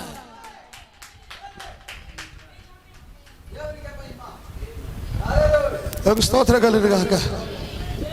ఏంటంటే అందరికి అర్థమవుతుందా? అయితే నేను అరుచుకుంటూ పోతా ఉన్నాను. దేవుని స్తోత్రం కలుగును గాక. మరలా చెప్తాను, ఎవరికన్నా డౌట్స్ వచ్చినాయనుకో తర్వాత నన్ను అడగవచ్చు. ఎస్, ఇప్పుడు కాదు, తర్వాత నన్ను అడగవచ్చు. క్లియర్ చేస్తాను, క్లియర్ చేసి తీరుతాను. ఆమేన్. హల్లెలూయా. దేవుని స్తోత్రం కలుగును గాక. పేతురు, మీరు మారు మనసు పొంది పాప క్షమాపణ నిమిత్తం ప్రతివాడు యేసుక్రీస్తు నామమున బాప్తిసం పొందుడి, అప్పుడు మీరు పరిశుద్ధాత్మ వరమును పొందుదురు. ఈ వాగ్దానం మీకును మీ పిల్లలకును దూరస్తులందరికీ అనగా దేవుడు తన యొద్దకు పిలిచిన వారికి అందరికీ చెందిన వారితో చెప్పాను. ఇంకను అనేక విధములైన మాటలతో సాక్ష్యం ఇచ్చి మీరు మూర్ఖులకు ఈ తరం వారికి వేరే రక్షణ పొందరని వారిని హెచ్చరించెను. కాబట్టి అతని వాక్యం అంగీకరించిన వారు బాప్టిజం పొందిరి. ఆ దినమున ఇంచుమించు 3000 మంది చేర్చబడిరి. దాని తర్వాత మాట వినండి. వీరు అపోస్తలుల బోధ యందును సహవాసమందును రొట్టె విరుచుట యందును ప్రార్థన చేయుట యందును ఎడతెగక ఉండిరి. ఆమేన్. దేవుని స్తోత్రం కలుగును గాక. అప్పుడు ప్రతివానికి భయము కలిగాను, మరియు అనేక మహత్కార్యములను సూచక క్రియలను అపోస్తలుల ద్వారా జరిగించాను. అపోస్తలులు చెప్పేది అబద్ధమైతే, దుర్బోధ అయితే ఆశ్చర్య కార్యాలు ఎలా జరుగుతున్నాయి అక్కడ? ఆ కిందికి వస్తే చివరి వచనంలో అంటూ ఉన్నాడు, ఆనందముతోను నిష్కపటమైన హృదయముతోను ఆహారం పుచ్చుకొని చుండిరి, మరియు ప్రభువు రక్షణ పొందుతున్న వారిని అనుదినము వారితో చర్చించి ఉన్నాడు. యేసుక్రీస్తు పేతురు మినిస్ట్రీని సపోర్ట్ చేస్తూ ఉన్నాడు. ఆయన యేసుక్రీస్తు పేతురు పరిచర్య సరి అని చెప్తూ ఉన్నాడు. ఆయన నువ్వెవడు అనడానికి? పేతురు దుర్బోధ చేస్తున్నాడని, పేతురు తప్పు చేశాడని. అపోస్తలుల కార్యములు 2వ అధ్యాయము 47వ వచనం చివరి వచనం, అయితే ప్రభువు రక్షణ పొందుతున్న వారిని అనుదినము వారితో చేర్చుచుండెను. ఒకవేళ పేతురు చెప్పింది అబద్ధమైతే పేతురు నరకానికి పోవాలి. నరకం పోతున్నాడంటే యేసుక్రీస్తు ఎవరిని తెచ్చి పేతురుకి ఇస్తే యేసుక్రీస్తు నరకానికి పంపుతున్నాడా? అరే బుద్ధి లేని మాటలు, బుద్ధి లేని బోధలు, దుర్బోధలు, సంఘాలను నాశనం చేసే బోధలు, విశ్వాసాలను నరకానికి పంపే బోధలు. పేతురు దుర్బోధకుడు అంటారా? పేతురు యేసు చెప్పింది చేయలేదంటారా? మరలా చెప్తున్నా, అన్న పాస్టర్ ఎవరో నాకు కనిపించాలి. టీవీలో కూర్చొని రిపోర్టర్ అడుగుతా ఉంటే, ఎందుకయ్యా ఇలా చెప్తే పేతురు ఇలా చేశాడంటే, ఆ పేతురు ఆడ గలీలో తిరుగుతూ ఎవడో ఏదో మభ్య పెడితే అట్లా చేశాడు. బుద్ధి లేని మనిషి. యేసుక్రీస్తు పేతురు పరిచర్యను సపోర్ట్ చేస్తున్నాడు. ఆయన యేసుక్రీస్తు పేతురు పరిచర్యలో ఆత్మలను తీసుకుని వచ్చి చేరుస్తూ ఉన్నాడు. వాక్యం ఉన్నది ఇక్కడ.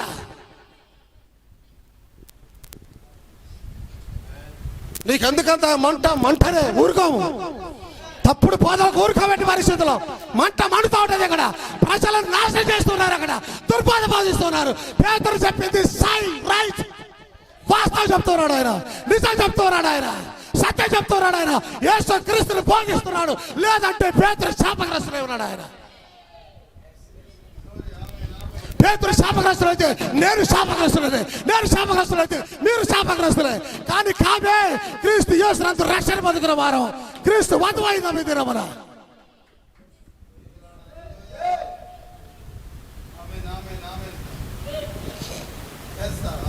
ఈ దెబ్బతో అయిపోవాలి వాళ్ళదే. ఎంతకాలం పేతురు బతుకుని ఎలా అంటారా? మజాక్ చేస్తున్నారా? ఇష్టానుసారంగా మాట్లాడతారా? బుద్ధి లేదా మాట్లాడడానికి? ఏదో గల్లీలో పోయి అలా తిరుగుతూ ఎవడో మభ్య పెడితే ఆ బాప్టిజం ఇచ్చాడా? యూట్యూబ్ లో ఉంది సార్, ఎత్తకండి. అబద్ధం చెప్పడాలే కూర్చొని వింటుంటే వాళ్ళంతా మంటలు వేసిపోయింది నాకు. ఇలా మాట్లాడతాడా? బుద్ధి లేని మానవుడు.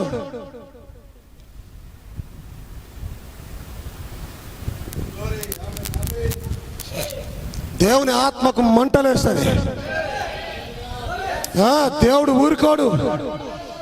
దేవుడికి మంటలేస్తుంది. తెలుసా విషయం? పాత నిబంధన గ్రంథంలో చనిపోయిన ప్రజలని వదిలిపెట్టక, తెలుసా దేవుడు ఎంత క్రూరంగా ప్రవర్తిస్తాడో తెలుసా? చనిపోయిన ప్రజలు వదిలిపెట్టక వారు సమాధిలో ఉండగా వారి యొద్దకు వెళ్ళి సువార్త బోధించి తీర్పులోకి తీసుకుని వచ్చారు. ఆయన చచ్చారు కదా వదిలిపెట్టలే, చచ్చినా వదిలిపెట్టలే వారిని.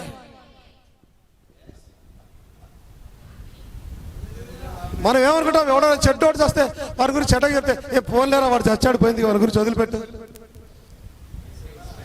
నేను వాక్యం చూపిస్తాను. నేను పాత నిబంధన గ్రంథంలో ఉన్న చనిపోయిన వారు పాపములతో చనిపోయి ఉండగా సమాధిలోనికి వెళ్ళి వారికి సువార్త బోధించి ఇప్పుడు సువార్త చెప్పకుండా తీర్పులోకి తీసాడు ఆయన. సువార్త చెప్పి తీర్పులోకి తీసుకొచ్చాడు, నీకు శిక్ష పడుతుందని చెప్పేసి. శారీరకంగా తీర్పు పొందినట్లుగా శిక్ష విధించడానికి ఎలాంటి దేవుడు నిన్నెలా వదిలిపెడతాడు? దినమున పేతురు గురించి అంత మాట్లాడితే నిన్ను ఎలా వదిలిపెడతాడు ఆయన? చూస్తాను ఆ విషయాన్ని కూడా నేను.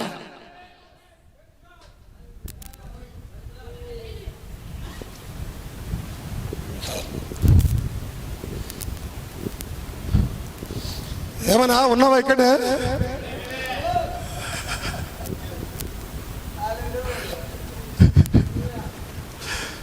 ఉన్నావా ఇక్కడే?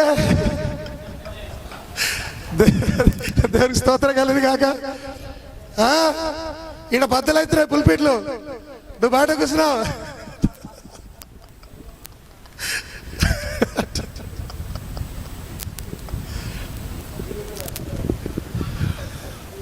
ఎంతకాలం అండి ప్రేమతో చెప్తూ ఉన్నాం. లేదండి ఇలా చెప్పాడు, ఇలా చేశాడండి, అదే చేశాడండి. నమ్మరే? నమ్మకపోగా అది ఏమన్నా తెలివిన మాటనా? గల్లీలలో తిరుగుతూ ఎవడో ఏదో చెప్తే మభ్య పెడితే వచ్చి అట్లా చేస్తాడు. ఏంటది? ఎంత అంటే నీ మీద దయ్యం కాదు, డైరెక్ట్ లూసిఫర్ కూర్చున్నాడు నీ మీద. దయ్యం కూడా కాదు, లూసిఫర్ ఉన్నాడు నీ మీద డైరెక్ట్ గా. యూట్యూబ్ లో మాట్లాడిన వ్యక్తికి చెప్తున్నాను, నీ మీద లూసిఫర్.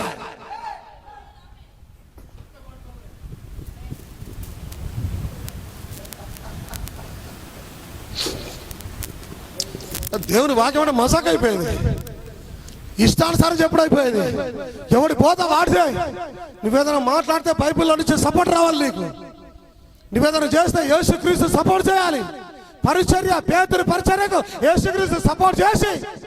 ఇప్పుడు మాట చెప్పండి, ఒక ఆత్మలు తీసుకుని వచ్చి ఆయన పరిచర్య చేస్తున్నాడంటే తన అర్థం ఏంటి?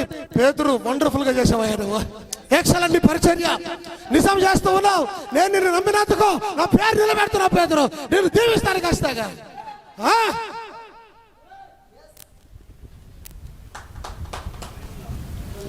అది ఇంకా బద్దలు కాపోతుంది ఒక్కసారి పర్మనెంట్ గా.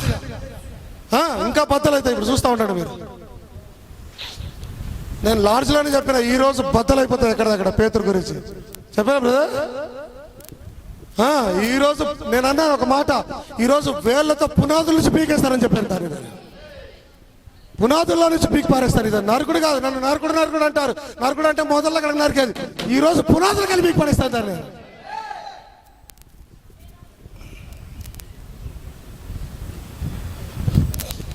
ఎస్ బ్రదర్, ఈ రోజు నా బోధ అయినాక ఇంకెవడు మాట్లాడలేడు.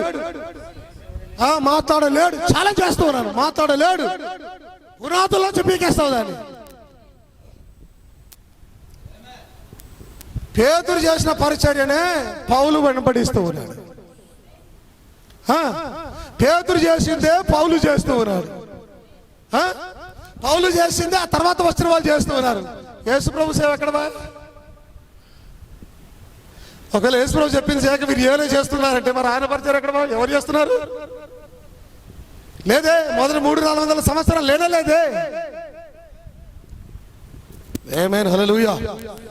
మనకు టైం చాలా తక్కువగా ఉంది, నేను స్పీడ్గా వెళ్తాను. ఓకే, అర్థం చేసుకునే ప్రయత్నం చేయండి. దేవుని స్తోత్రం కలుగును గాక. ఆమేన్, హల్లెలూయా.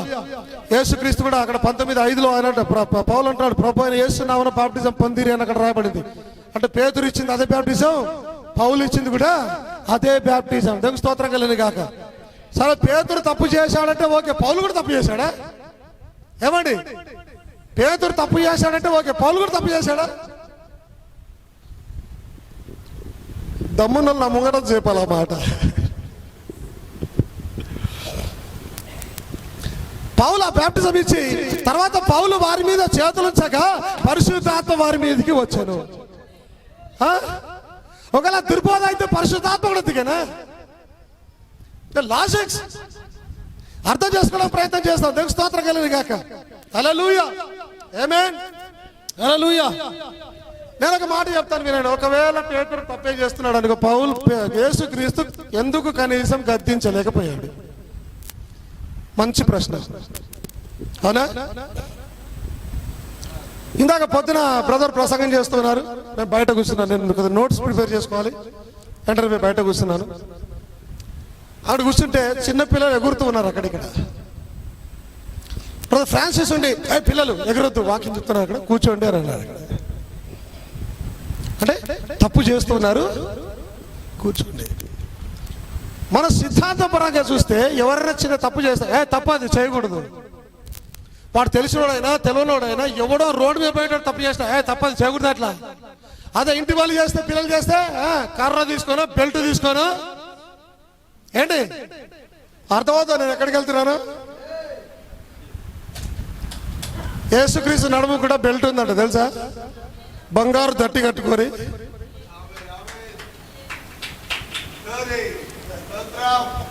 తన కొడుకైన పేతురు తప్పు చేస్తే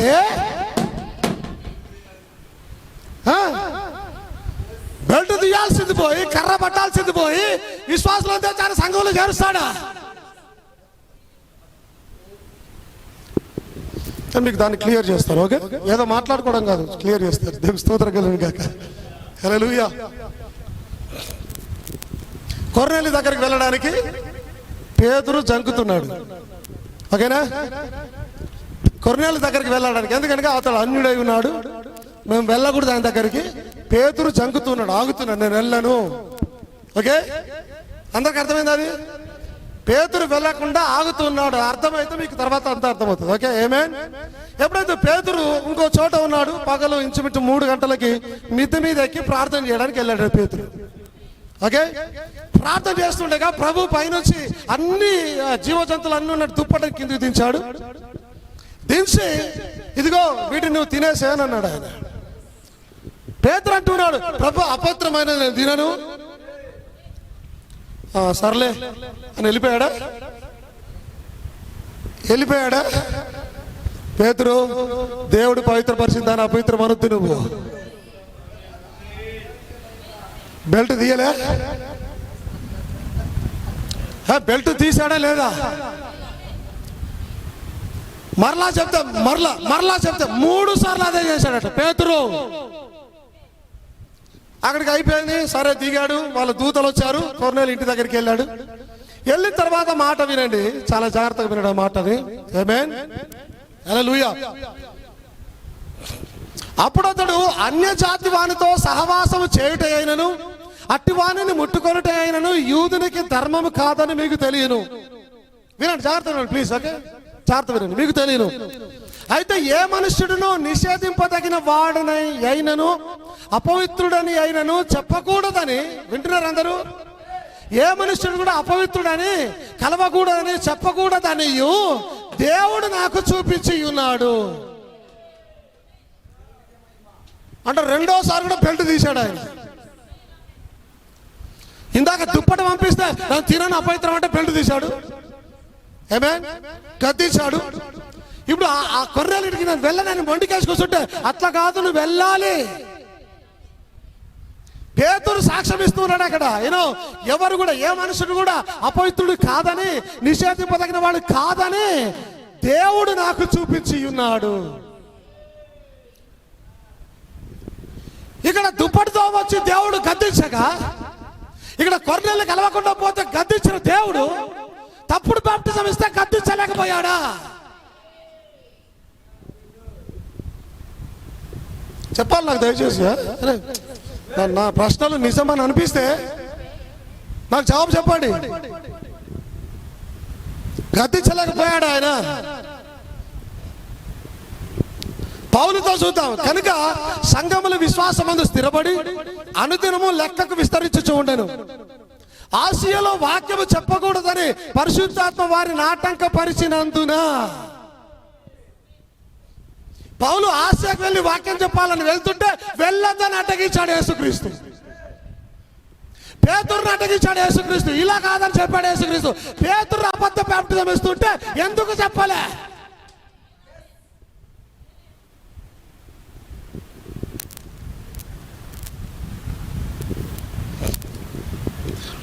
ఎందుకు చెప్పలేదంటే ఆయన ఎట్ట చెప్తే అట్లా చేస్తున్నాడు కాబట్టి. యేసుక్రీస్తు ఎట్లా చెప్తే అట్లా చేస్తున్నాడు కాబట్టి అడ్డు చెప్పలేదు ఆయన. పౌలు కట్టు చెప్పాడు, పేతురు కట్టు చెప్పాడు. ఆ విషయాలు ఈ విషయంలో ఎందుకు కట్టు చెప్పాలి అంటే, ఎందుకు కట్టు చెప్పాలి? దేవుని స్తోత్రం కలిగిన చెప్పింది చేస్తున్నాడు కాబట్టి. దేవుని స్తోత్రం కలిగిన కాక ఆమేన్, హల్లెలూయా. చాలా తప్పుడు ఆలోచనలు అర్థం చేసుకోలేకపోతున్నారు. పేతురు ఏం చేశాడు, యేసుక్రీస్తు ఏం చెప్పాడు, మీకు అర్థం కావడంలే. మీకన్నా దయ్యాలకు మంచిగా అర్థమవుతుంది. దురాత్మలు మంచిగా అర్థం చేసుకుంటాయి. ఒకసారి వచ్చాడు, యేసు ఎవడో పౌలు ఎవడో నాకు బాగా తెలుసు, నీకు తెలియదు ఆ విషయం.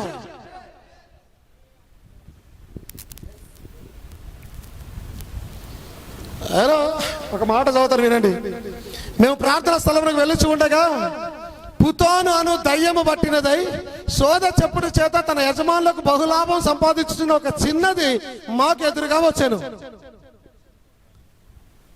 దయ్యం పట్టిన చిన్నది అంటే ఇప్పుడు ఏంది, దయ్యం ఎదురొస్తా ఉన్నది. ఓకే, దయ్యం ఎదురొస్తా ఉన్నది. దయ్యం ఏమంటది, ఆమె పౌలును మమ్మల్ని వెంబడించిన ఈ మనుష్యులు సర్వోన్నతమైన దేవుని దాసులు, వీరు మీకు రక్షణ మార్గం రచించిన వారే ఉన్నారని కేకలు వేసి చెప్పాను. దయ్యానికి అర్థమవుతుంది ఈ రోజున, నీకు అర్థం కావడంలే అసలు బాప్టిజం ఏదనేది.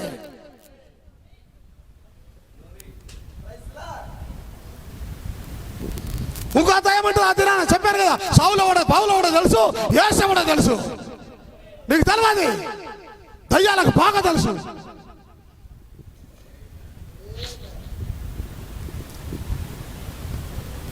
నీకు ఏదైనా దయ్యం స్నేహితుడు బాగుండు, వాడని చెప్తుండే నీకు, మేము కాకపోయినా.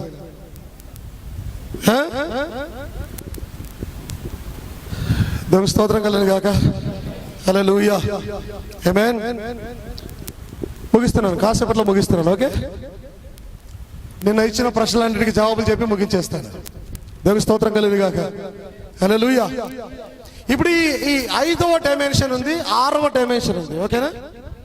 5వ డైమెన్షన్ అంటే భూమిలో ఉన్నటువంటి పాతాళం. 6వ డైమెన్షన్ అంటే అది ఆకాశంలో ఉన్నటువంటి పరదైసు. ఏమే దేవుని స్తోత్రం కలిగిన గాక. 7వ డైమెన్షన్ వచ్చేసి పరలోకమైనది. దేవుని స్తోత్రం కలిగిన గాక, హల్లెలూయా. ఇప్పుడు ఈ 5వ డైమెన్షన్, 6వ డైమెన్షన్, 7 ఏం జరుగుతున్నదంటే, ఇక్కడ చూస్తే దరిద్రుడేమో లాజరేమో ఆ 6వ డైమెన్షన్కి వెళ్ళి ఉన్నాడు, ధనవంతుడేమో 5వ డైమెన్షన్కి వెళ్ళి ఉన్నాడు. 5వ డైమెన్షన్ లో ఏడుపు, పళ్ళు కొరుకుట, రోదన, వేదన, కటిక చీకటి.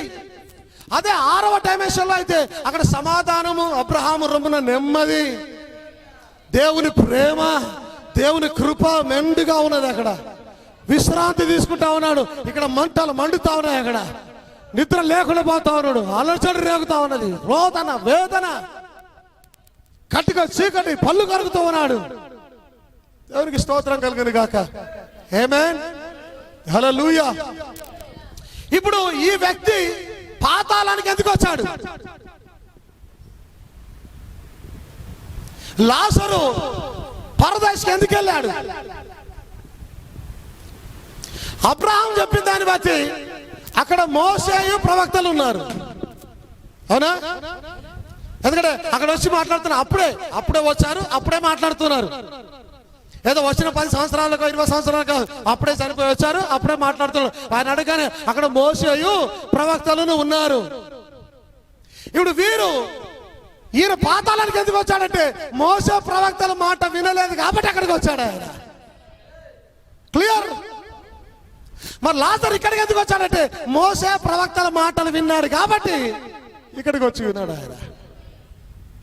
ఇప్పుడు ఆ మోసే ప్రవక్తలు ఎవరై ఉన్నారో ఇందాక చెప్పినారు. నేనే ఆ మోసే ఉన్నాను, నేనే ఆ ప్రవక్తనై ఉన్నాను, నేనే ప్రవచిస్తూ ఉన్నాను, నిజ వాక్యాన్ని చెప్తూ ఉన్నాను. నేను చెప్పిన ఈ నిజమైన బాప్టిజం తీసుకుంటే నిర్ణయం చేయ ఎక్కడ పోతావు, పాతాళమా పరదేశ? 5th dimension, 6th dimension. Yes, దేవునికి స్తోత్రం కలిగింది గాక. ఎందుకు దరిద్రుడు అక్కడికి వెళ్ళాడంటే అతడు దుర్బోధలో ఉన్నాడు కాబట్టి, దేవుడు ఒకడ నమ్మడం లేదు కాబట్టి, తండ్రి కుమార పరిశుద్ధాత్మ బాప్టిజం తీసుకున్నాడు కాబట్టి, నిజమైన బాప్టిజం తీసుకోలేదు కాబట్టి, మోసే మాటలు నమ్మలేదు కాబట్టి, ప్రవక్తల మాటలు నమ్మలేదు కాబట్టి, ఇంకా క్లియర్ గా చెప్తున్నారు. మోసే ప్రవక్తలు ఉన్నారు అనగా మోసే ధర్మశాస్త్రానికి మాదిరిగా ఉన్నాడు, ప్రవక్తలు నూతన నిబంధనకు మాదిరిగా ఉన్నారు, సువార్తలకు మాదిరిగా ఉన్నారు. అక్కడ రెండింటిని చూపిస్తున్నాడు, పాత నిబంధన, కొత్త నిబంధన, ఇద్దరు ఉన్నారు అక్కడ. ఇద్దరి మాటలను వింటే చాలు వెళ్ళిపోతామని చెప్తున్నాడు క్లియర్గా. అక్కడ మోసే మాట వినాలి, ప్రవక్తల మాటలు వినాలి. మోసే ప్రవక్త మాట వినాలి, 5-fold మినిస్ట్రీ మాటలు వినాలి. నువ్వు ఎత్తబాట్లో పైకి వెళ్తామంటావు. Clear cut.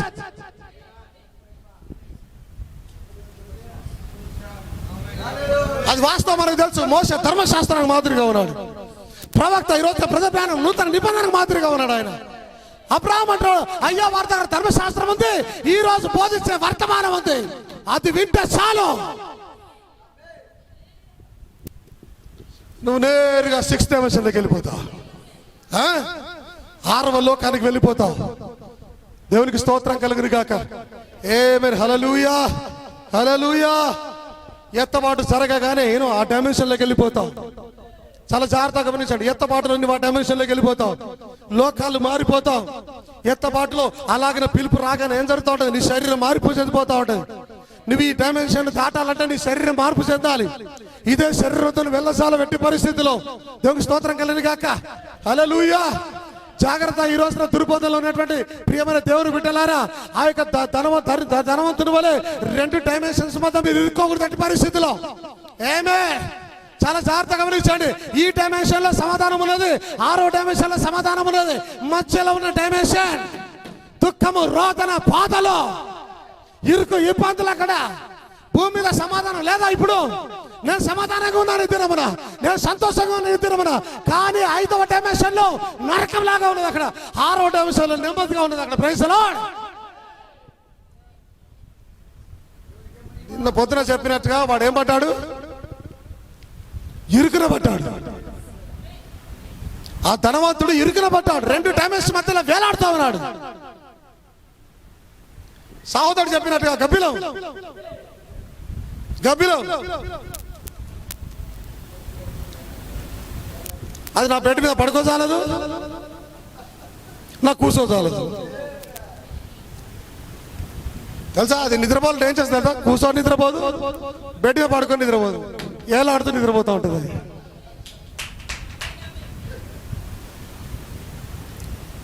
ఈ ధనవంతుల పరిస్థితి ఏం తెలుసా? అటు పరదేశ్ పోలేక, ఇటు భూమి మీదకి మరల రాలేక, మధ్యలో కపిలంలాగా ఏలాడుతూ నరక యాత్ర పడుతూ, అబ్రహామా, తండ్రి అయిన అబ్రహామా, ఒక్కసారి లాజరు పంపి ఇక్కడ ఏలాడు అంటే ఏలాడుతూ ఉండు. రాలేము అక్కడికి మేము. స్తోత్రం కలిగిన గాక. 2 లోకాల మధ్యన ఏలాడుతూ ఉన్నాడు. ఆశపడుతున్నాడు. అబ్రహాం దగ్గరికి వెళ్ళాలి, కుదరదయ్యా, ఇక్కడ ఏముంది? అగాధం ఉంది. లేదు, వెనకకి వెళ్ళిపోదాం, కుదరదయ్యా, నీ శరీరం కుళ్ళు పట్టిపోయింది ఆల్రెడీ. అక్కడ వెళ్ళడానికి లేదు. అక్కడికి నువ్వు అటు పోలేక ఇటు పోలేక నరక యాతన పడుతూ 2 డైమెన్షన్స్ మధ్య ఇరుక్కపోయి, ప్రైజ్ ది లార్డ్, ఎలా ఉండిపోతుంది చూడండి. నేను అంటాను, ఎవరు ఆ పరిస్థితిలో ఉండకూడదు. ఆ పరిస్థితిలోకి ఎవరు వెళ్ళకూడదు. అట్టి పరిస్థితిలో అది మంచిది కాదు. దేవునికి స్తోత్రం కలిగింది కాక. ప్రధానం ఒక మాట చెప్తాడు తెలుసా? అక్కడ అంత భయంకరమైన పరిస్థితి ఎందుకుంది పాతాళంలో అంటే, అక్కడ యేసుక్రీస్తు లేడంటాడు ఆయన. పాతాళంలో యేసుక్రీస్తు లేడు, అందుకే నీ పరిస్థితి అంత భయంకరంగా ఉంది అక్కడ అంటాడు ఆయన. అదే పరదేశంలో ఏంటి నెమ్మది అంటే యేసుక్రీస్తు ఉన్నాడు అక్కడ. అబ్రాహాం ఉన్నాడంటే ఎవరున్నారు అక్కడ? యేసుక్రీస్తు ఉన్నాడు అక్కడ. అబ్రాహాం ఉన్నాడంటే విశ్వాసులకు తండ్రి ఆశీర్వాదం ఉన్నది అక్కడ. అబ్రాహాం ఉన్నాడంటే దేవుని పరిశుద్ధాత్మ ఉన్నది అక్కడ. అబ్రాహాం ఉన్నాడంటే దేవుని సన్నిధి, దేవుని వాక్యము. Praise the lord. అబ్రాహాం ఉన్నాడంటే ధర్మశాస్త్రం ఉన్నది అక్కడ. అబ్రాహాం ఉన్నాడంటే ప్రవక్త ఉన్నాడు అక్కడ. అబ్రాహాం ఉన్నాడంటే తండ్రి ఉన్నాడు అక్కడ. అబ్రాహాం ఉన్నాడంటే సమస్తం ఉన్నది అక్కడ. పాతాళంలో ఏమీ లే. అందుకే ఈరోజు తండ్రి, కుమార, పరిశుద్ధాత్మ అని బిరుదులలో పలుకుతూ ఒకళ్ళు బాప్టిజం ఇచ్చారనుకో, నువ్వు ఎక్కడికి వెళ్తావో తెలుసా? ధనవంతుని దగ్గరికి వెళ్తావు. ఆడనుకుంటాడు దగ్గర పోగానే, అమ్మయ్య సోబత్ వచ్చారులే కొంతమంది అనుకుంటాడు. ఇక్కడికి ఇన్ని రోజులు ఒక్కొని వచ్చిన నేను, ఎట్లా ఉంది భూమి మీద, ఇప్పుడైనా వచ్చి రాని కొద్ది సోబత్ మాట్లాడండి. ఏడ మాట్లాడేది వాడు పలుకొరుకొనికి సరిపోతుంది ఆడికి. అక్కడ ఏడుపును అందరు చెప్పాలి. అక్కడ ఏముంటుందట? ఏడుపును పళ్ళు కొరుకుంటే ఉండినట. మాటలే ముచ్చట్లే, నీ ఏడుపు నీదే, వాని ఏడుపు వాందే, నీ పళ్ళు కొరకు నీ పళ్ళు కొరకు వాని పళ్ళు కొరకు వాడు, ఎవడు బిజీలో వాడు, మాట్లాడేదిలే, ప్రేమలే, ఏమీ లేదు అక్కడ, సంతోషం లేదు, సమాధానం లేదు, చాలా బిజీ, చాలా బిజీ. బ్రదర్ ఒక మంచి మాట అంటాడు, నీవు బైబిల్ నీవు పోయే పాతాళంలో చేయడానికి ఏ పని లేదు, ఉన్నది ఒకటే పని. అక్కడ ఏ పని?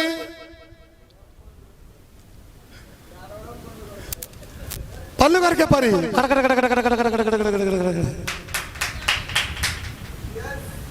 పరిశుద్ధ గ్రంథంలో రాయబడింది, నీవు పోయే పాతాళంలో చేయడానికి ఏ పని లేదు, భూమి మీద ఉండగానే చేయి. నువ్వు అక్కడ వెళ్ళి చేయడానికి ఏమీ లే, ఇక్కడ ఉండగానే నమ్ముకో, ఇక్కడ ఉండగానే బాప్టిజం తీసుకో, పోయినాక ఏమీ చేయలేవు, ఇక్కడ ఉండగానే పరిశుద్ధాత్మ బాప్టిజం పొందుకో, సువార్తను నమ్ము, వర్తమానం నమ్ము, ప్రవక్త నమ్ము, పరదైసు కలిపో. దేవుని స్తోత్రం కలిగాక కాపర్ రోజు చెప్పాడు, అరే అడిగి పోతే ఏముండదురా,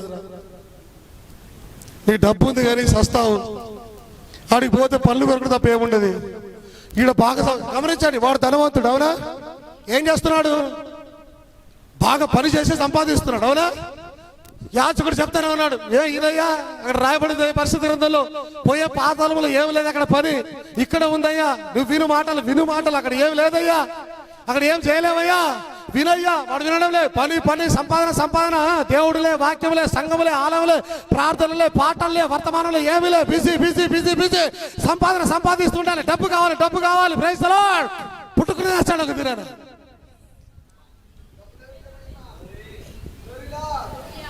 ఇక్కడ వచ్చాడు, ఆడ పాత్రలో తేలాడు, చూస్తే ఏముంది, ఏమీ లేదు. అబ్రామా ఒక్కసారి లాజరు పంప కిందికి, ఎందుకయ్యా సువార్త చెప్పేస్తాడు, ఈ విధంగా వస్తుందని చెప్పేస్తాడు. నువ్వు అక్కడ ఉన్నప్పుడు చెప్పింది నువ్వు వినింటే బాగుండేది. ఇక్కడ ఏం పనిలే, అక్కడ బాగా పని చేసావు కదా, ఇక్కడ ఏం పనిలే. నీకు అర్థమైందా? వాడు ధనవంతుడు అంటే ఏమైంది, బాగా బిజినెస్ చేసి డబ్బు సంపాదించి చర్చికి పోక వాక్యం వినక వినింటే బాగుండేది, వినలే.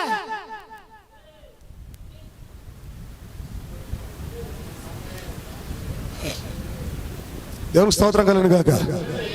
హల్లెలూయా, హల్లెలూయా, ఆమేన్, ఆమేన్.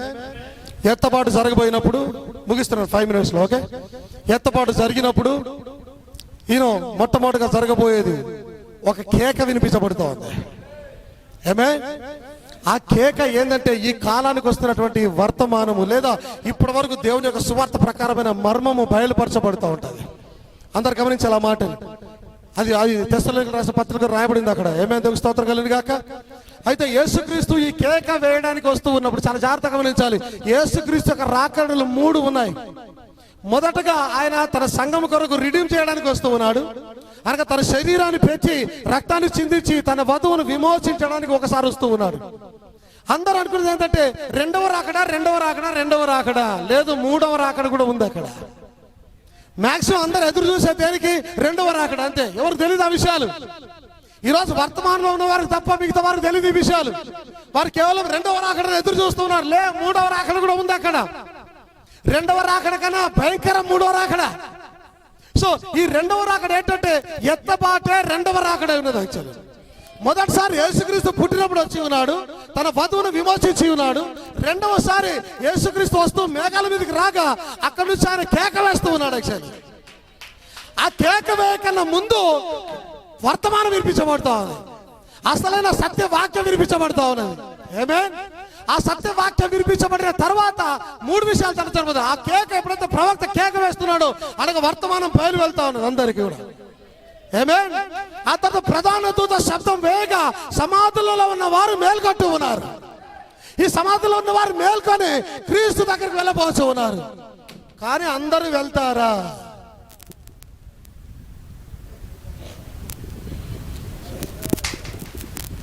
ఎవరైతే క్రీస్తునందుండి మృతులయ్యారో వారు మాత్రమే ఆ కేకకు శబ్దానికి రెస్పాన్స్ ఇచ్చి పైకి లేచేస్తారు. వారు క్రీస్తునందుండి అంటే నిజమైన బాప్టిజం తీసుకొని ఎవరైతే సమాధి చేయబడతారో వారు మాత్రమే ఎత్తబాటులో పైకి వస్తారు. మిగతా వాళ్ళ సంగతి అక్కడే. వారు డైరెక్ట్ గా తీర్పులోనికి వస్తారు. వాళ్ళకి పెళ్లిలే, పెళ్లి కుమారుడులే, వారికి వివాహం చేసుకునేదిలే, పెళ్లి కొడుకు దొరకడంలే వారికి. అర్థమవుతుందా? ఇంకా వారు అలాగే ఉండిపోవాలి, బ్రహ్మచారి. పెళ్లిలో ఏమి లేదు, దేవుని స్తోత్రం కలిగిన గాక. కానీ ఎవరైతే క్రీస్తునందు నిద్రిస్తూ ఉన్నారో వారు ఏం చేస్తున్నారు? ఆ ప్రధాన దూత శబ్దం వేయగా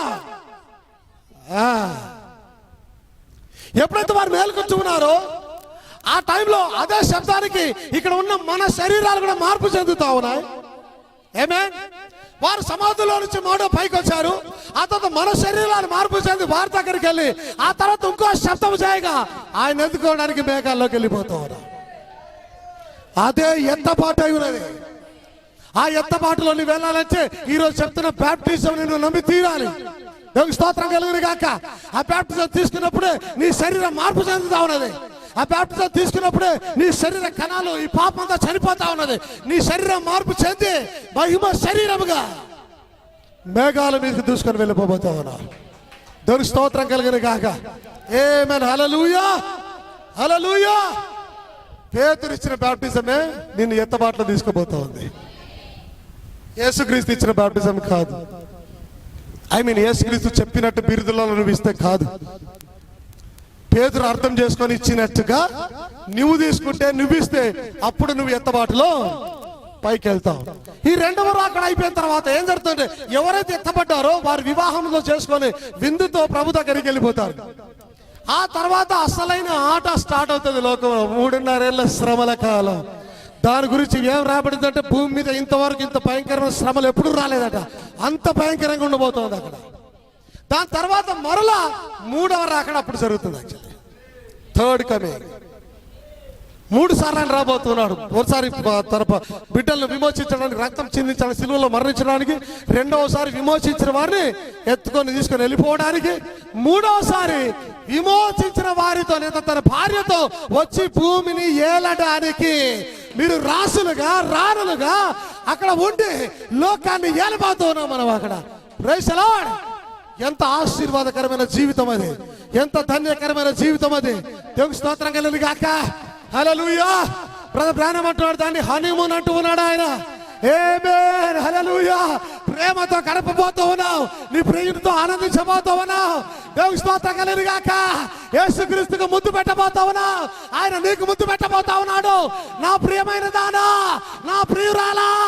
ప్రైజ్ ది లార్డ్.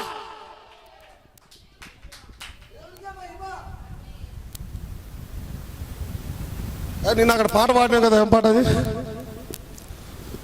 గుర్తుంది ఎవరికైనా? అంతమంది ఇంకోటి పాడినావు కాదు. స్త్రీలలో అధిక సుందరి వగుదారా, వేరే ప్రియుని కన్నా నీ ప్రియుని విశేషమేమే. అక్కడ ఎవరు లేరు, డోర్లు వేసేశారు. గేట్ల దగ్గర అందరు 12 కాపర్లు ఉన్నారు. లోపల నువ్వు ఆయన చట్టా పట్టాలు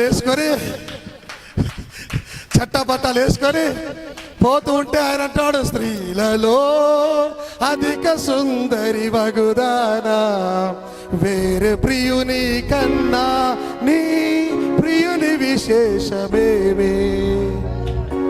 ఇది సోలో సాంగ్ కాదు, ఇది డ్యూయట్. ఇది ఇప్పుడు ఈయన పాడాడు, ఇప్పుడు ఈమె డ్యూయట్స్ ఇద్దరున్నారుగా. ఏమే ఆమె నా ప్రియుడు ధవలవర్ణుడు, నా వరుడు రత్నవర్ణుడు 10,000. ఏమే అబ్బా నేను అంత అనుకుంటానా? ఎస్ ప్రభువా, నీవంతగా ఆడిపోయి ఉన్నావు. హల్లెలూయా. నిజమా? ఎస్, మనస్ఫూర్తిగా చెప్తున్నాను, నీవంతగా ఆడిపోయినావు. 10,000. Praise the lord. నేను మా చర్చిలో నన్ను 10,000 కాదు, అది 10 కోట్లలో కూడా అత్త గుర్తించవచ్చు నా ప్రియుని, చూడగానే గుర్తించవచ్చు నా ప్రియుని. 10 కోట్లలో కూడా. ఏమే దేవుని స్తోత్రం కలుగును గాక. హల్లెలూయా. ఆమేన్. నీ వారితో ఏలాలనుకుంటూ ఉన్నావా? రాజ్యం చేయాలనుకుంటూ ఉన్నావా? ఆయనతో ఉండాలనుకుంటూ ఉన్నావా? దేవుని స్తోత్రం కలుగును గాక. ఎత్తపాటులో పైకి వెళ్ళాలనుకుంటూ ఉన్నావా? ఏమే ఆయనకు భార్యగా ఉండాలనుకుంటూ ఉన్నావా? ఆయనతో నాట్యం చేయాలనుకుంటూ ఉన్నావా? ఆయనతో ప్రేమ పంచుకోవాలనుకుంటూ ఉన్నావా? ఆయనతో రూమ్ లో ఉండాలనుకుంటూ ఉన్నావా? Praise the lord. బ్రదర్ అంటాడు మిల్లేనియంలో అది హనీమూన్ గా ఉండబోతోంది. నేనంటాను నీ బెడ్రూమ్ ఎక్కడ? బెడ్రూమ్ ఉండాలిగా. బెడ్రూమ్ ఎక్కడ? బెడ్రూమ్ చూపించరా?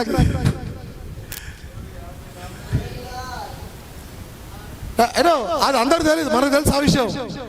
That's right. ప్రత్యక్షత కలిగిన వారు మనకు తెలుసు ఆ విషయం. ఆమేన్. దేవుని స్తోత్రం కలుగును గాక. హల్లెలూయా. నిన్నటి దినం బోధించాను, ఆలయం గురించి బోధిస్తూ అక్కడికి పోయిన తర్వాత మిల్లీనులు ఏమవుతుందట, అక్కడ వేరే ఆలయం లేదట, అక్కడ గొర్రె పిల్లయే ఆలయం అయినాడట. దాంట్లో అంతకుముందు వరకు వధువు ఆలయం ఉంది, మరి ఇవి ఎక్కడ పోయిందనంటే ఈమె దాంట్లో ఆయనలోకి వెళ్ళిపోయి ఏక శరీరంగా మారి ఒకే ఆలయంగా మారిపోయినారు. లోకానికి వెలిగిస్తూ ఉన్నారు వారు. దేవునికి స్తోత్రం కలుగును గాక. ఆమేన్. హల్లెలూయా. దయచేసి ఎవరు పాతాళానికి పోవద్దు. ఆమేన్. ఎవరు పాతాళానికి వెళ్ళొద్దు. హల్లెలూయా. వెళ్ళాలనుకుంటే ముందే పనులు ప్రాక్టీస్ చేసేయాలండి. కొరకడం అక్కడ ఉన్నది అదొకటే పని కాబట్టి ప్రాక్టీస్ చేసేయాలండి. ఇక్కడికి వెళ్ళి దేవునికి స్తోత్రం కలుగును గాక. హల్లెలూయా. అక్కడ ఏ పని లేదు, అక్కడ సువార్త బోధించేవాడు లేడు, అక్కడ వాక్యం చెప్పేవాడు లేడు, అక్కడ కేవలం పళ్ళు కొరకడమే. ఆమేన్. నువ్వు ఇక్కడ కూడా పళ్ళు కొరుకుతున్నావు తెలుసా? ఫ్రెష్ మన్నాను తింటూ పళ్ళు కొరుకుతూ ఉన్నావు ఇక్కడ మేము. హల్లెలూయా. వర్తమానాన్ని తింటూ పళ్ళు కొరకచ్చు ఉన్నావు నువ్వు. ఇక్కడ కూడా నువ్వేం కూర్చోలేదు. ఇక్కడ ఆ పళ్ళు కొరకడం వేరు, ఈ పళ్ళు కొరకడం వేరు. Praise the lord. ఇది దైవికంగా పళ్ళు కొరకడం, అది దురాత్మతో పళ్ళు కొరకడం అయినది. Praise the lord. హల్లెలూయా. ఎత్తబాట్లని పైకి వెళ్ళిపో. నిన్న చెప్పినట్టుగా ఫస్ట్ బ్యాచ్ లోనే వెళ్ళిపో. సెకండ్ బ్యాచ్ లేదు అక్కడ. సెకండ్ బ్యాచ్ లేదు అక్కడ. హల్లెలూయా. ఈరోజు నేను చెప్పింది సత్యం అనిపిస్తే, ప్రభు అయిన యేసుక్రీస్తు నామములో బాప్టిస్మం అదే నిజం అనిపిస్తే, అదే ఎత్తబాట్ల నుండి తీసుకొని పోతుంది అనిపిస్తే, ఇప్పుడే బాప్టిజం తీసుకునేవా. ఆమేన్. ఇప్పుడే వర్తమానంలోనికి రా. ఇప్పుడే ప్రవక్త నామం. ఇప్పుడే ఆమేన్. ప్రవక్తల నుంచి దేవుడు మాట్లాడుతూ ఉన్నాడు, కృపణిస్తూ ఉన్నాడు ఆయన. Praise the lord. ఎత్తబాటులో క్రీస్తుని కలుసుకోవచ్చు వెళ్ళే. ఆహా, ఆయన చూసే ఆ క్షణం ఎంత ఆసన్నం. ఆమేన్. హల్లెలూయా. ఆమేన్. ఆ పాటతోనే ముగించాలనుకుంటున్నాను. ఆత్మీయ యాత్ర ఇది, ఆనంద యాత్ర. ఆత్మీయ యాత్ర ఇది, ఆనంద యాత్ర. యేసుతో నూతన యెరూషలేము యాత్ర. యేసుతో నూతన యెరూషలేము యాత్ర. ఆనంద యాత్ర, ఆత్మీయ యాత్ర. యేసుతో నూతన యెరూషలేము యాత్ర. మన యేసుతో నూతన యెరూషలేము యాత్ర. ఆనందం, ఆనందం. యేసుని చూసే క్షణం ఆసన్నం. ఆనందం, ఆనందం. యేసుని చూసే క్షణం ఆసన్నం. ఆత్మనంద పరితులమై, ఆత్మనంద పరితులమై, ఆగమన కాంక్షతో చేగెదం. ఆగమన కాంక్షతో సాగెదం. ఆనంద యాత్ర ఇది, ఆత్మీయ యాత్ర. యేసునే నూతన యెరూషలేము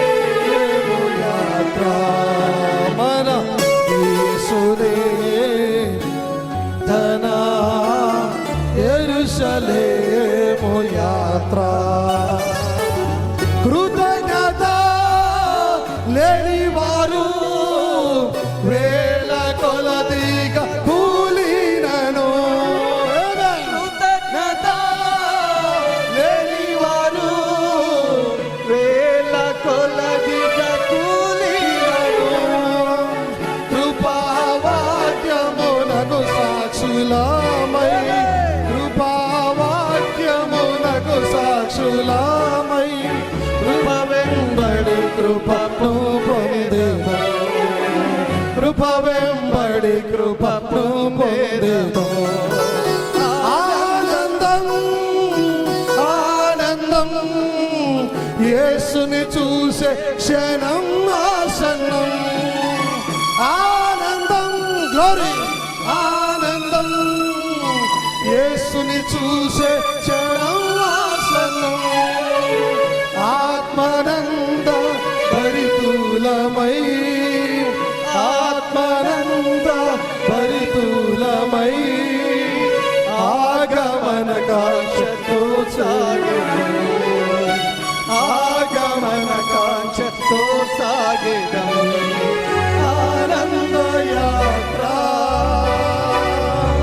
ఇది ఆత్మీయ యాత్ర యేసుతో నూతన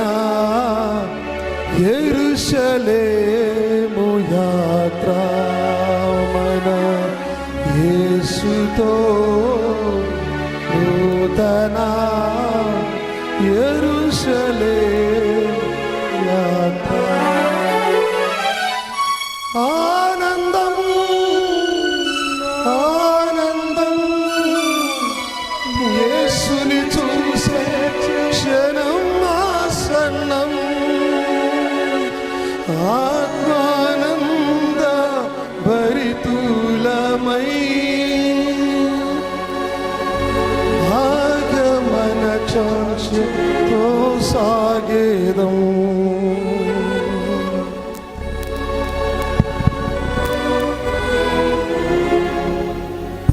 హల్లెలూయా. కూర్చొని ఒక 5 నిమిషాలు పాటు కూర్చోండి. హల్లెలూయా.